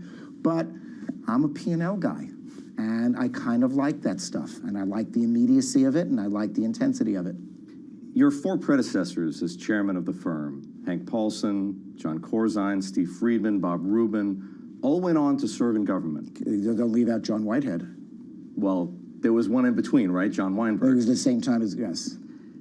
Why not you? Well, I would say among the many reasons, I haven't been asked. So that would have to stay. That would be one of the prominent reasons. It's a little bit of a charged environment.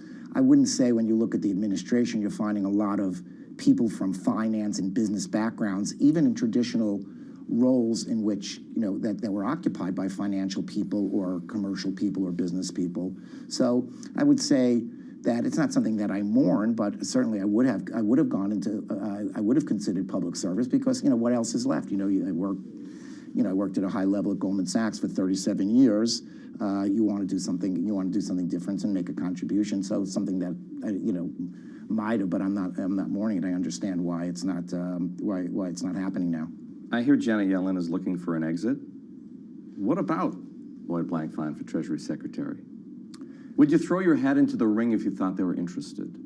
Who offered that job would decline that. I mean, that's you'd have to be preparing for your end of life or jumping off a cliff or something like that. Of course, that would be to make that kind of a contribution or to be at that fulcrum of that very large lever.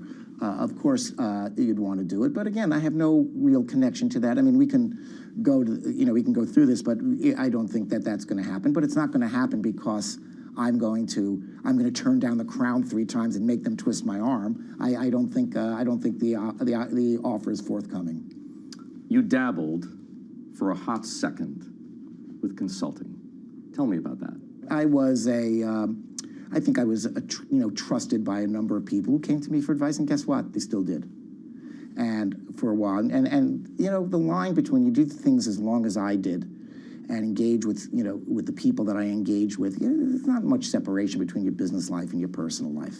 And so I found myself in a position of, again, rendering advice, nothing, not necessarily official. And then that started to morph where some things started to take a lot of time, and I toyed with the idea of doing it on a commercial basis. For money. For money. Nothing wrong with that. But again, it wasn't at the stage of life where I really wanted to get on a horse with a sample case and try to build that business. Didn't feel right? I like engaging with people. Look, I think, fortunately, I have very good credentials for crisis management. There's nothing that went wrong anywhere in the world that didn't, again, have an adverse consequence on us. And usually it went along with an accusation that we caused it, whether it was an earthquake or tornado, global warming, everything like that. And so I'm used to working like that. I've dealt with regulators, I've dealt with Congress, and don't forget, we operated in lots of jurisdictions around the world. And so that's a level of experience. And after a while, you could be a dullard, but after a while and enough data points, you kind of know where things are going. And you're in a position to advise someone. I say, look, I know where this is going. Let me tell you where it's going. You might entertain getting there painlessly. Sometimes it's like watching a movie, and someone's getting, talk, get tortured, and they pull out your fingernails and break a few bones, and then eventually you talk. And I'm thinking to myself, gee, wouldn't it be easier to talk before they did all that stuff? It sounds to me like you think the Fed is doing just about the right thing now. I respect the Fed for standing up to a lot of pressure. And I think, again, deflation is a terrible thing. Inflation you could tolerate.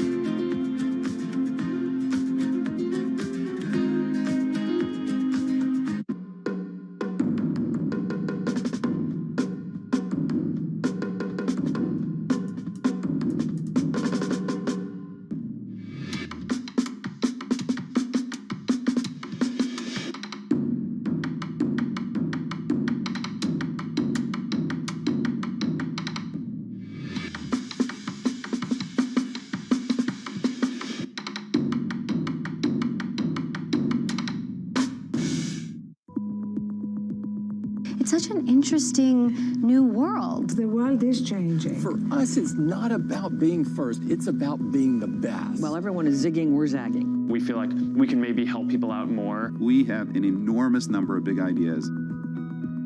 I look at the opportunity we provide, and providing access to information and knowledge, I think we'll end up being on the right side of history as well.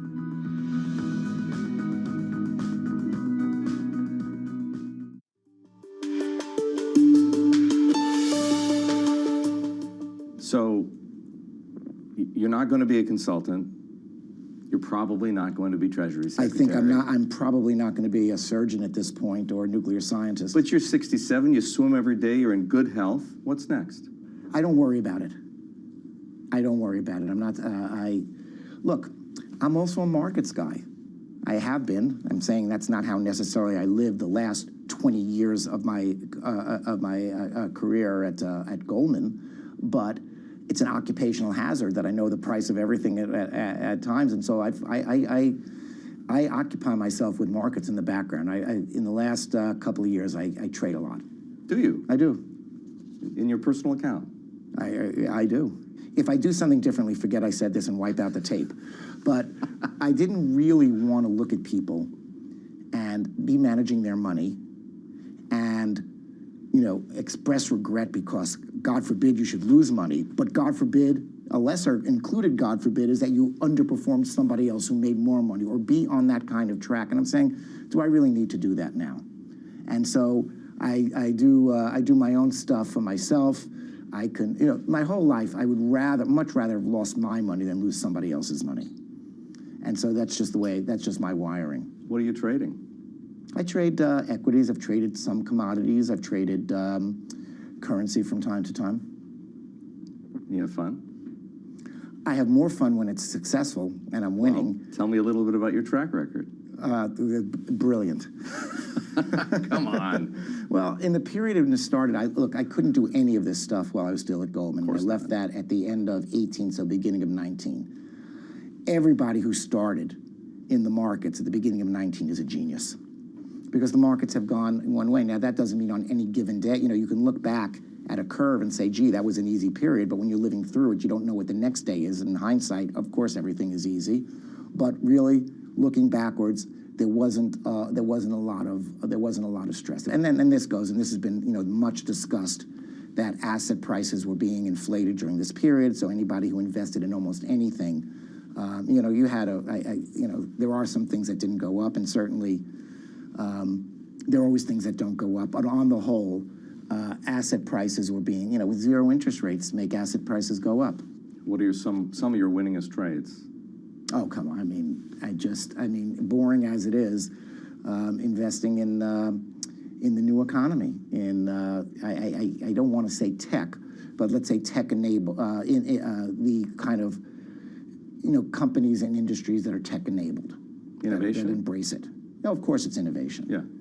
I don't like to say tech because I think tech is, I think to be a retailer means you have to be as adept as Amazon was and Walmart has become. To just be a retailer or to be a car manufacturer, you have to be on the cutting edge or else you'll be a bankrupt car manufacturer.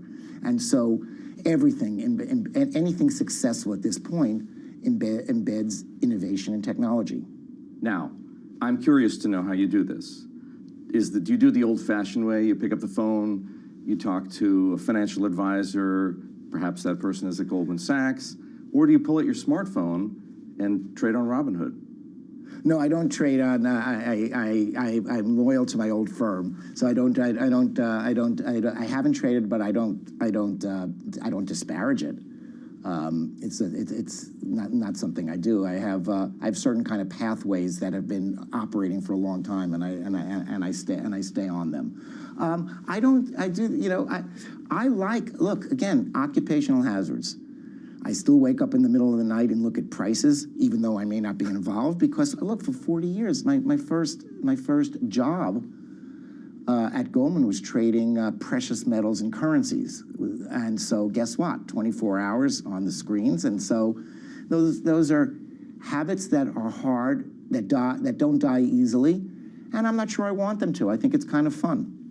In the middle of the night, when you wake up and check prices, what's the first price you check? I look at equities futures, and I look at currencies, and I look at things that are interesting at different times. Energy prices are interesting, and so I'll look at energy prices. It's not a big deal. It's some people are hobby. Some people bet on football games. Do you do this every day, or is this sort of a few times a week? Yeah, I would say every day. Yeah, many times a day. Again, I grew up with the background noise of markets and risk. I always knew what our positions were, and I always wanted to know whether they were going well or poorly. And I had a role to play. Before I was president and CEO, I was responsible for sales and trading. First, earlier in my career, just the currency and commodities, and later currency and commodities and fixed income, and then after that, currency, commodities, fixed income, and the equities. And so again, it was what I did, and no one could do that for very long if you don't like doing it. True enough. There's a whole new generation of kids who are just as addicted to markets as you are, and they're on Wall Street bets, and they've got diamond hands on GameStop and AMC and Hertz, and you name the meme stock. Do you think that's healthy? I think it's a fascinating thing. Part of the business that we're in, giving people advice, managing your own risks, is trying to guess the future. And all you have to go on is a lot of information about the past and maybe some information about the present, which people will fight over. You spent a long time being an executive and not trading. Yep. Now that you're back in the game, are you good at it? Are you beating the market? Everybody's beating the market. That's not true. It's like Lake Wobegon. All the kids are above average, because it's just been that kind. It's been that kind of asset inflated kind of environment. But I enjoy it. I don't want to spend my whole life only doing, and I don't do that now. And again, most of the time, it's background noise.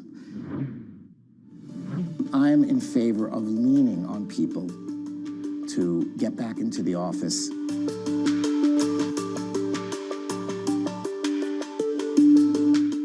Your business landscape is ever-changing. There could be a lot more selling to come. Ours is too. Just getting some headlines I want to bring to our audience. The president's saying that this is a pandemic of the unvaccinated. We have something else in common. Small caps continuing to feel the pressure. We seek out the latest business news wherever we are. A deep drop in Asian equities overnight. Let's bring you some breaking news in terms of earnings. Bloomberg Radio, the Bloomberg Business app, and BloombergRadio.com. Bloomberg, the world is listening.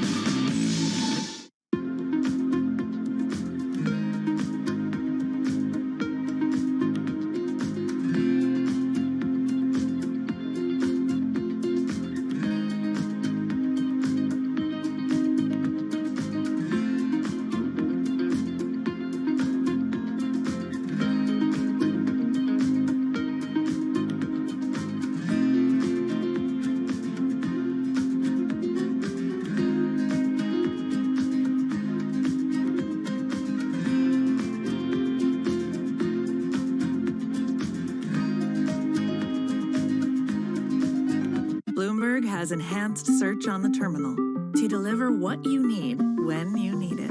Now, you can simply type phrases in everyday English in the command line. Compare financials. Find people. Analyze markets. You can enter phrases or ask questions. What do you want to know today? Ask a question or visit SearchGo to find answers now.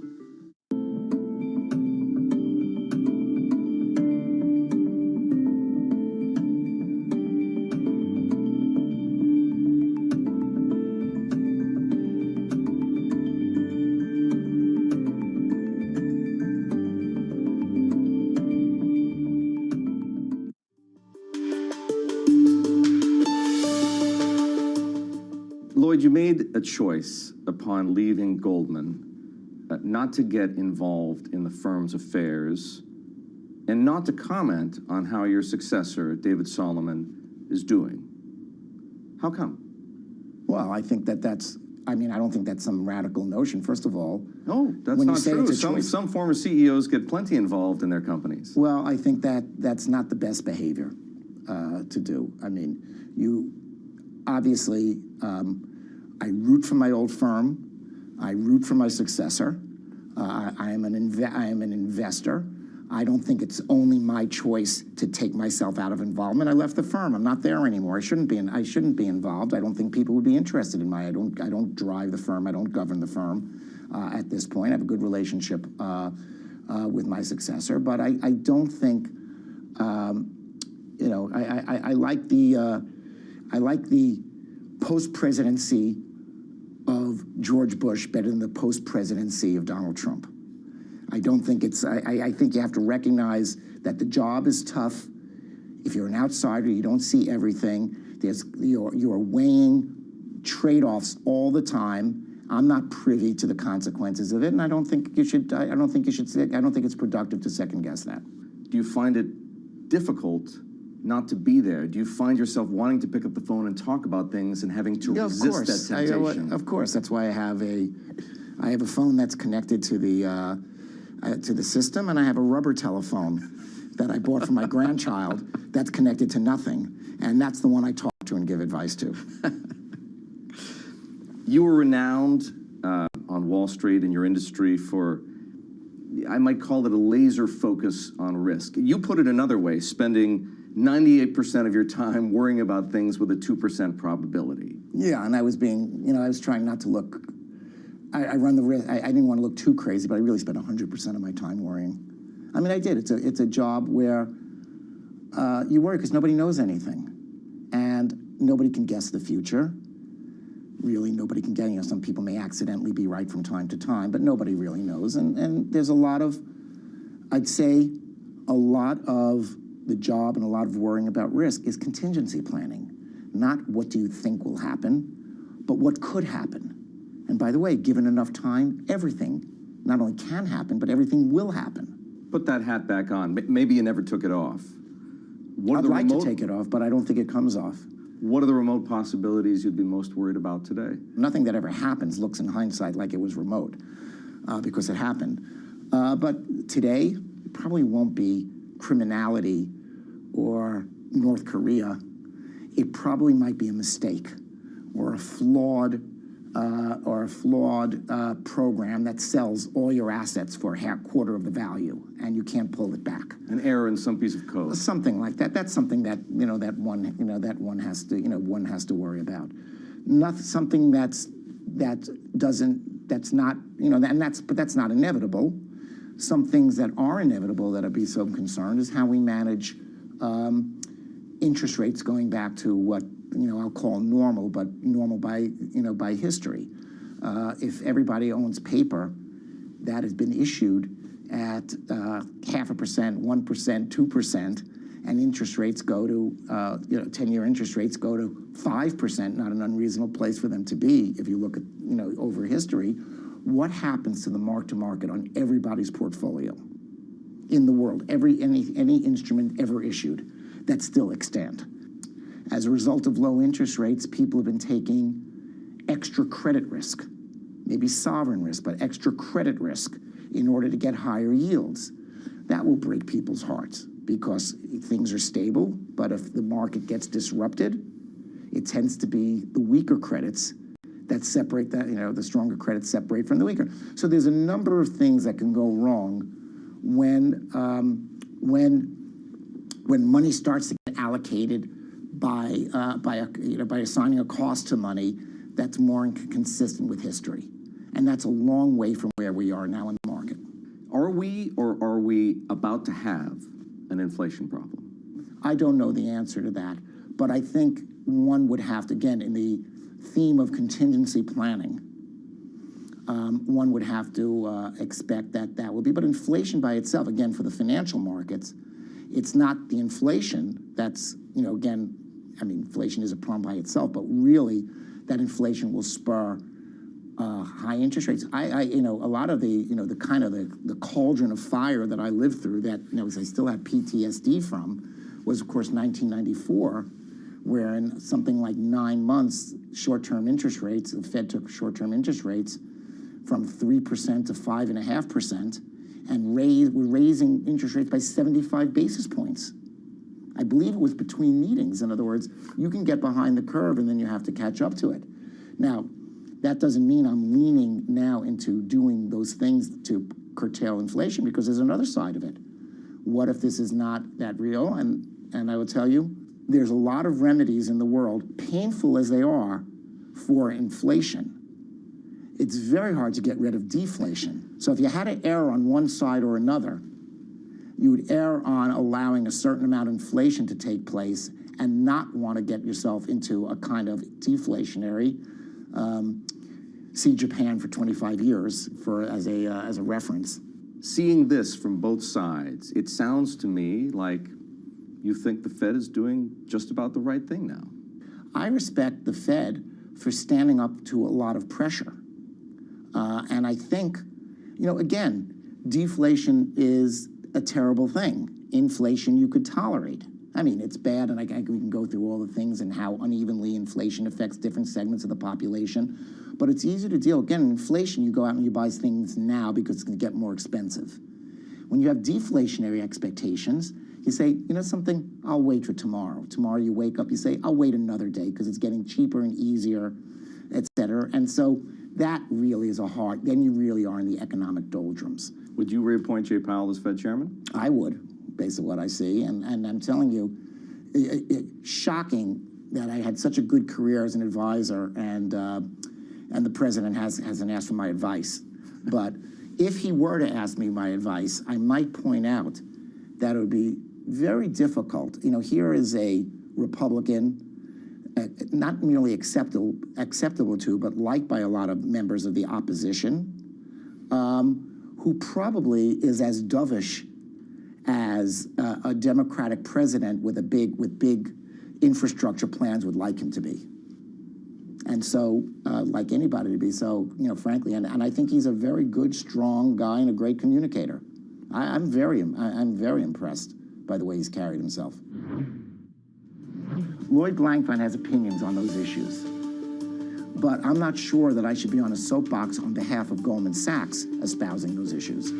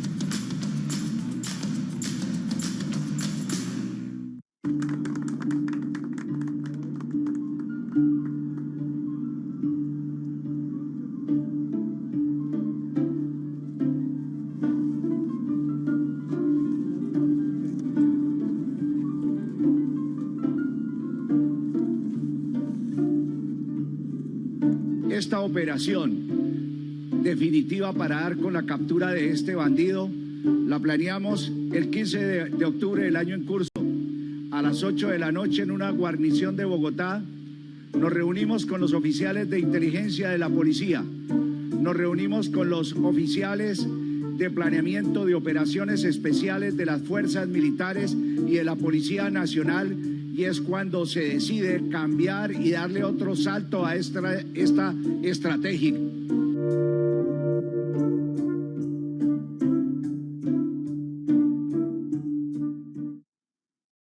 It's really a reminder, isn't it, just how sensitive the markets are to any commentary about trade. We did see some pressure on the yuan, we did see some pressure on the futures. That is now being reversed.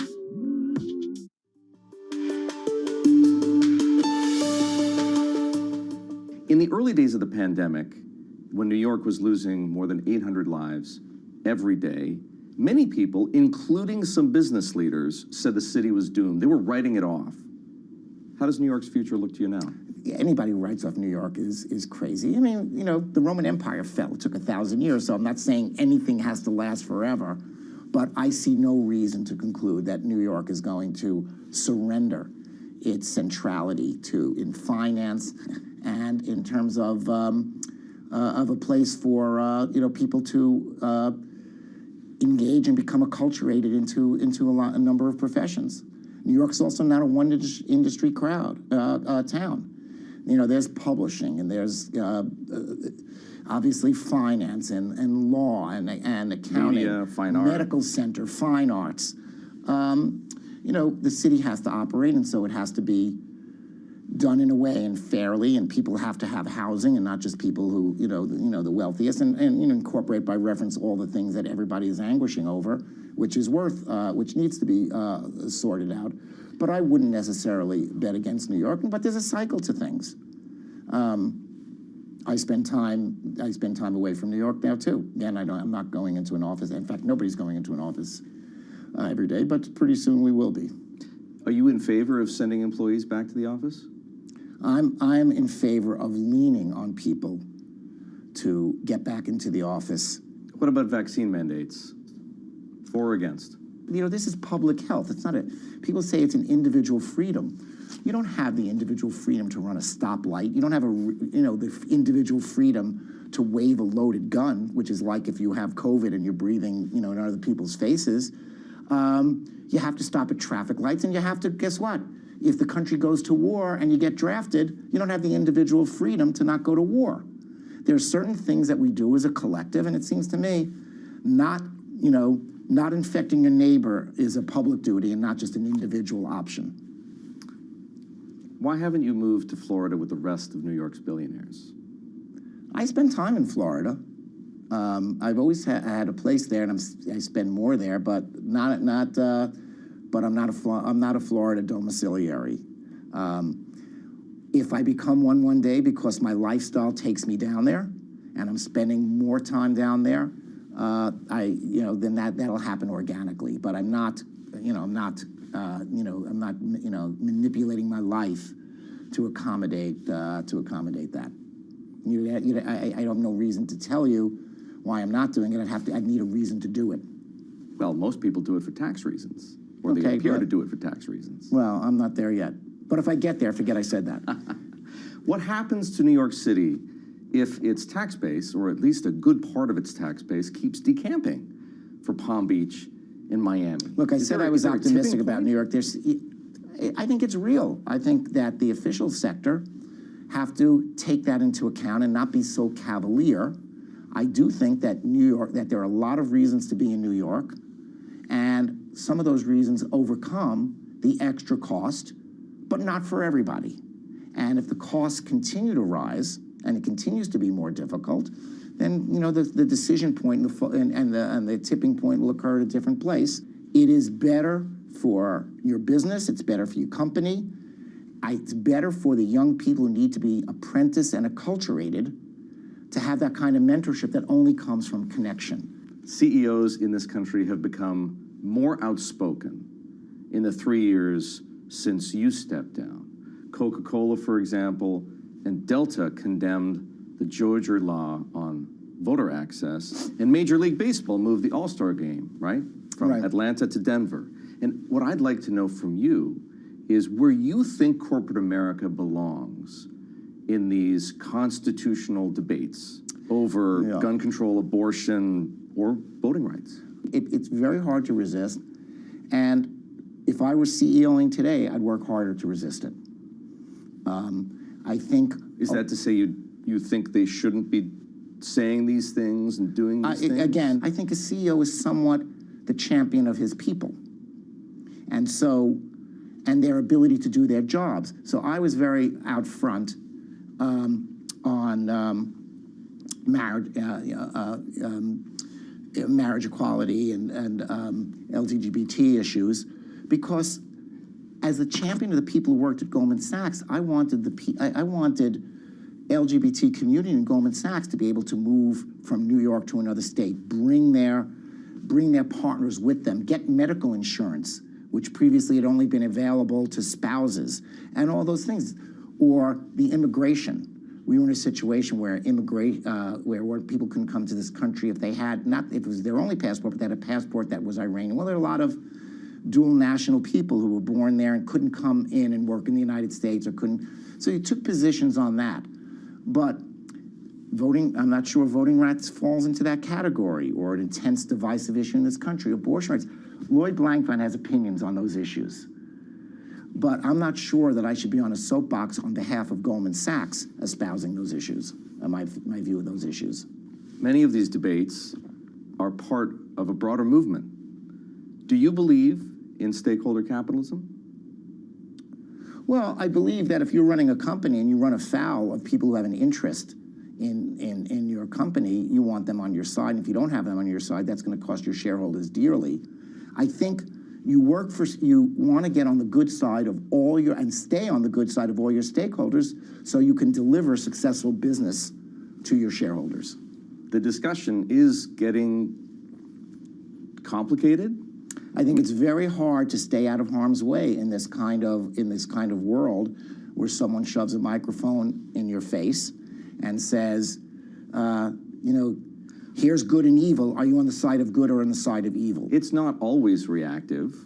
I would point to Larry Fink, the CEO of BlackRock. He has very publicly defined the responsibility of asset managers as going beyond investment returns and including ESG factors such as climate change, right? Again, I think you have to have a good relationship with your, people who are shareholders. He's one of them.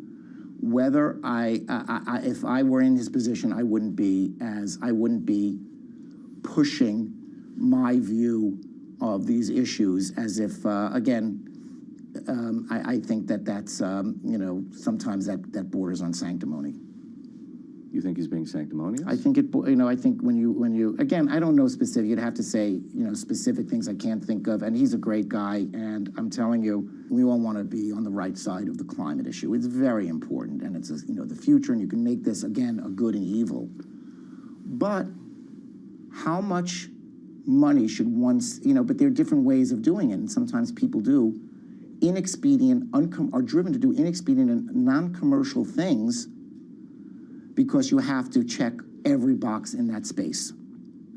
And it doesn't always make sense to me, even though I know we need to do a lot in that direction and get on it. But you end up sometimes in a wacko situation where you're telling everybody that you're not going to invest in fossil fuels, which would be a great thing to do if we already had the alternative to fossil fuels. But given that we don't, we may find ourselves in a situation where the oil price is spiking and spiking and spiking, and there's no investment made because the firms that would be, aren't getting capital and are scared to expend capital in that space. Lloyd, it's been more than a decade since Rolling Stone infamously described Goldman Sachs as a great vampire squid. And back then, rightly or wrongly, the firm was hated, and it was widely seen as the epitome. Well, not everybody hated us, given that our market shares were the #1 firm across a lot of all the metrics. So we got a lot of bad press. People saw the firm as the epitome of greed run amok. Again, rightly or wrongly. What I want to know is, what did you learn from that experience? It was a populist moment. We were caught up on those things. In hindsight, a lot of the behavior looked bad, and a lot of the paper might have been bad. It was, again, there was bubble elements to it. I'll tell you what I did, learn. So be on the right side of everything is one thing I learned, but that's not possible. If I did take away something as a CEO, up until that point, Goldman Sachs spent a lot of its public relation muscles in keeping our name out of the paper. Prior to that, I very rarely went on television, gave interviews. My predecessors didn't do very much of that. We always, the ethic was put your clients first, let them take it. You don't belong in the forefront.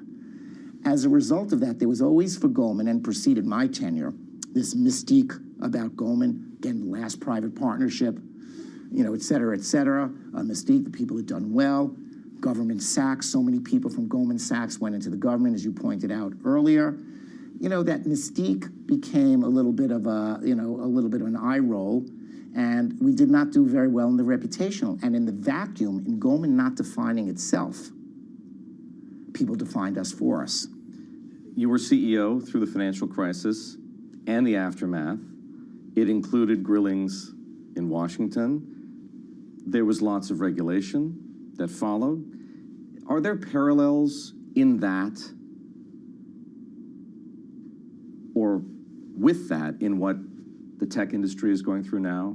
The country naturally and correctly abhors the concentration of power, especially economic power.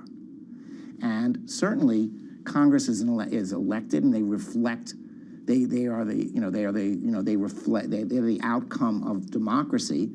And if you view it as more, if you thumb your nose at the elected representatives or the people in general, or you act in a way which shows you can afford to be aloof from public opinion, the culture of the country doesn't like that, and elected officials, again, appropriately, I'm not saying this as a criticism, don't really like that, and all of a sudden people will take you down a peg, or 2 or 5.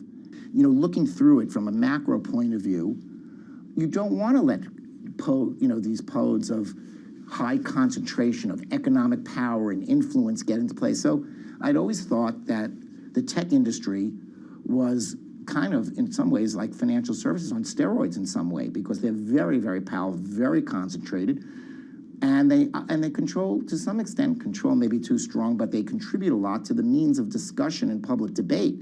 So if you're talking about the marketplace of ideas, we'll sort things out because everybody will hear everything and everyone can decide.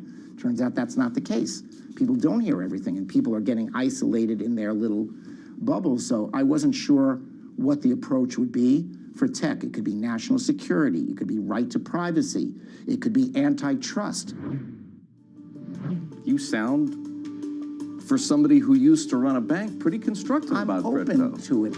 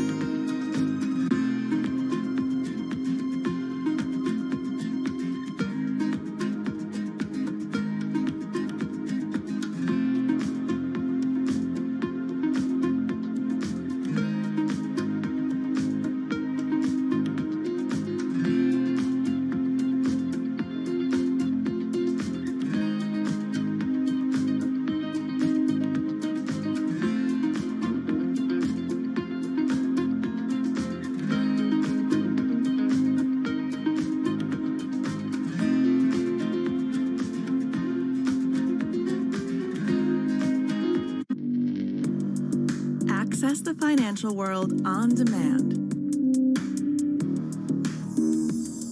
Hear from leading economists, policymakers, and industry experts via live and on-demand webinars, only from Bloomberg. Start exploring to see what's moving the markets.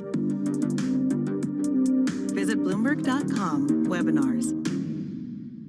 Lots happening on Wall Street. It's the basic law of economics. The Fed is telling us this is transitory. Need to catch up? This is Bloomberg Wall Street Week. I'm David Weston. We've got the information and insights. David, you just hit the nail right on the head. From businesses most influential and instrumental. And that's the way you run good risk management. We need to invest in our systems. Bloomberg Wall Street Week premieres Friday with replays all weekend on Bloomberg Television and Radio.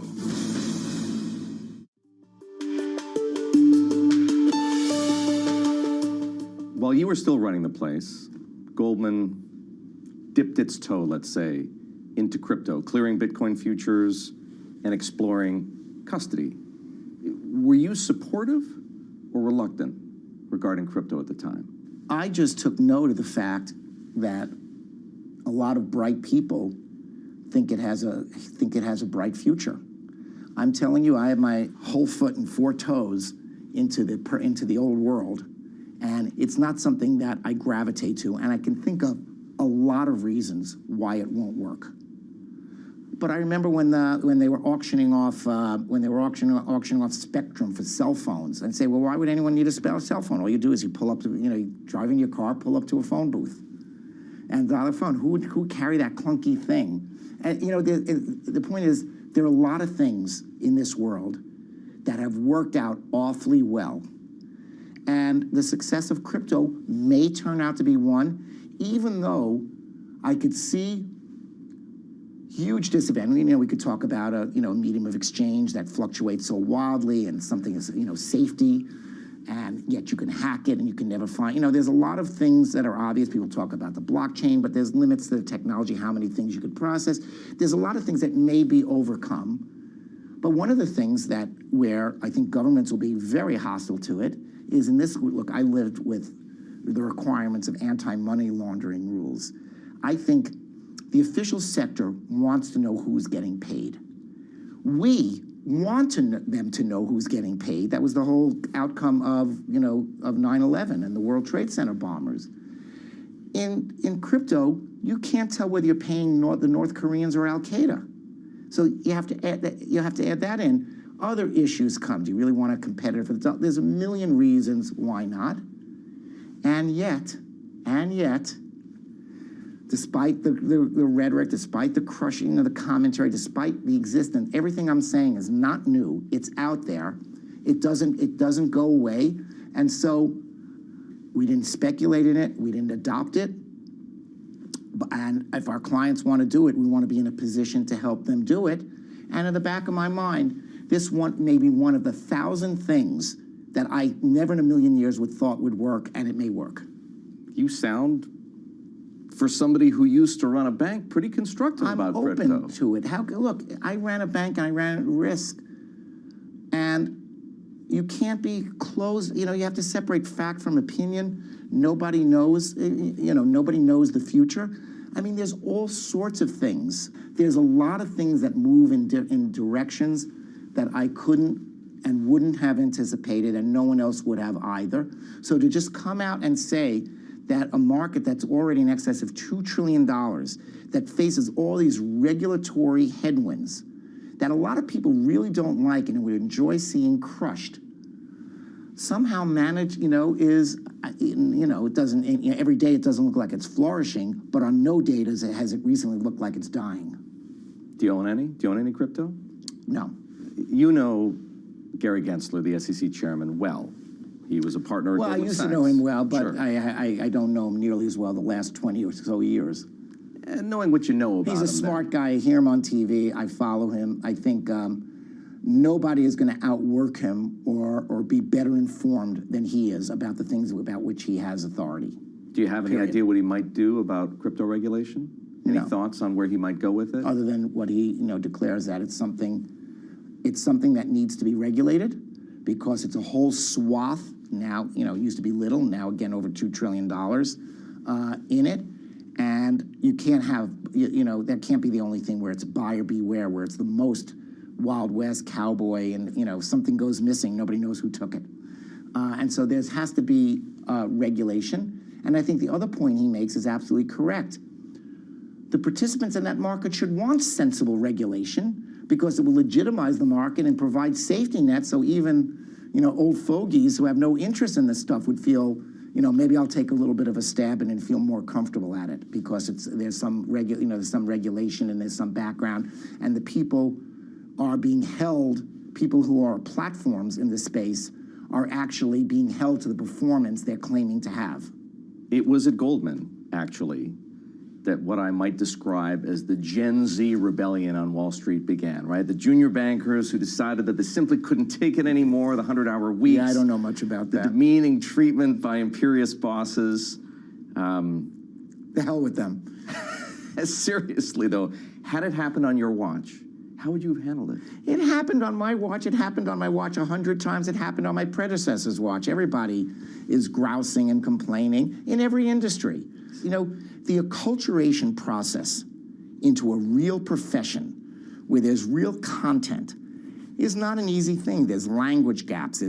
You have to learn presentation skills, how to organize the things that 5 years later in your career, you'll be able to breeze through with a glance, take a week to go through. I remember I went to law school, my first week, it took me a week to read a case to figure out what was in it that really mattered.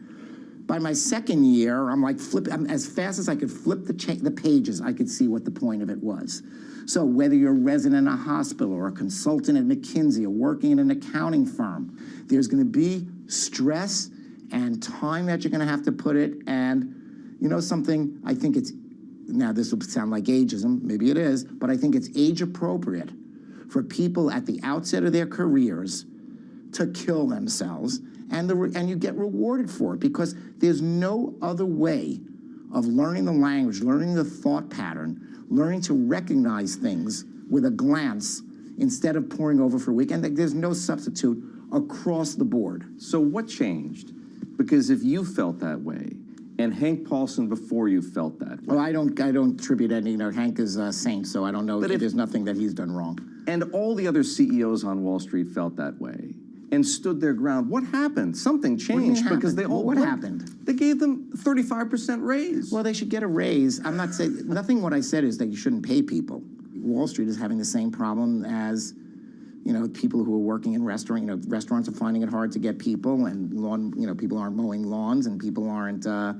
So this was simply a supply and demand question. If you want the talent, you have to pay for it. If you want the talent, you have to pay for it, and other people are willing to pay for it. And I don't think it was a matter of altruism. I think, big firms. Look, one of the reasons why people go to Goldman is for the training, because that's an imprimatur on somebody's resume. What's the woulda, coulda, shoulda that you do actually regret not doing?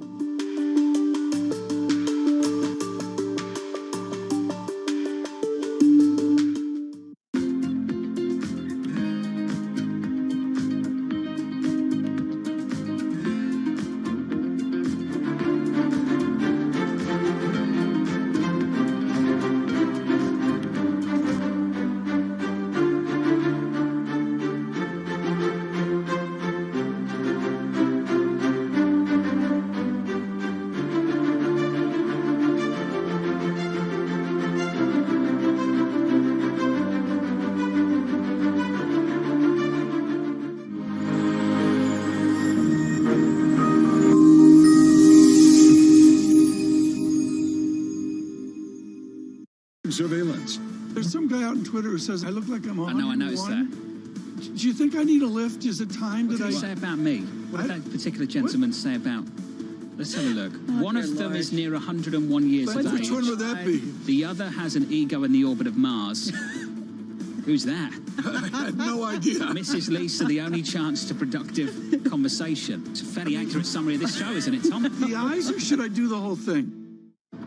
On the supply chain, are you starting to see things improve? And if you are, where specifically, sir?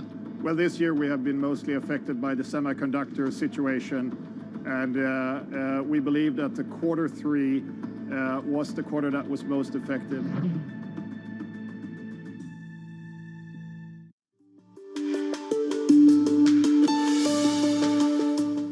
I would have to imagine that as the former CEO, you look back on your career and you revisit many of the decisions that you made. Some of them went well, some of them went poorly. I prefer to think about the good ones, but I find myself drawn to the poor ones. So I want to ask about this one. Goldman had a chance when you were the CEO to buy iShares, the ETF business, and it was ultimately acquired by BlackRock, and it's become a $3 trillion behemoth. How come you weren't bidding more aggressively at the time? Of the price that was paid, it was almost entirely goodwill. And so to take dollars and turn it into goodwill, what's the value of goodwill in a financial crisis when everybody's worried about your durability and your solvency? So in hindsight, even in hindsight, I don't know what we would have been in a position to do, because the nature of the big balance sheet nature of an investment bank that has to make big commitments and take risk positions and be the other side of what your clients want to do. So if it wasn't iShares, but what's the woulda, coulda, shoulda that you do actually regret not doing? I think I'm retired. I They're think still a big shareholder. So in my tenure, I think looking back at it, I'm a client of Goldman Sachs' high net worth business. I think it's fabulous and it's a jewel. I think investing and enlarging that business at a faster clip than was accomplished in my tenure would have been a good thing to do. But you're asking me with the benefit of hindsight, I get a little confused. Obviously, with the benefit of hindsight, it would have been good to have a big ETF business and that. But again, I'm not sure accomplishing that without changing the nature of the firm and getting more, I'm not sure that would have made us as durable as we were and as successfully to navigate the financial crisis. But in hindsight, that certainly was a good, and I give credit to the people who saw that, better than I saw it. Should you have gone into retail brokerage? I think that that's a good business for other people. Again, you have to know a little bit who you are. I mean, you could be everything, and then you're not necessarily anything. And people identify us, and we identify ourselves historically with the wholesale market, with the most successful companies and the biggest. If there's a big deal, I expect Goldman Sachs to be in it. You probably expect Goldman Sachs to be in it. And that was our brand, and that was our reputation, and that's kind of who we were. And I kind of like that. Jamie Dimon was asked recently why he's still CEO of JP Morgan after almost 16 years. You may have seen the interview. In it, he said, and I thought that this was revealing. I really did. He said that he needs a purpose in life, and his purpose is JP Morgan. Does that answer resonate with you at all? When things are going well, you don't want to leave because it's the greatest thing in the world. When things are going badly, you can't leave. And so I always knew I had to have the discipline to leave when I didn't want to leave, i.e. when things were going well, because otherwise you get carried out. And so that was a bit my calculation. I wasn't so much done with life or ran out of gas or anything like that. It was long enough, and it seemed like everything, had gone through a lot of, stuff, and things were, things felt okay to me. And I thought it was a good time to transfer the flag.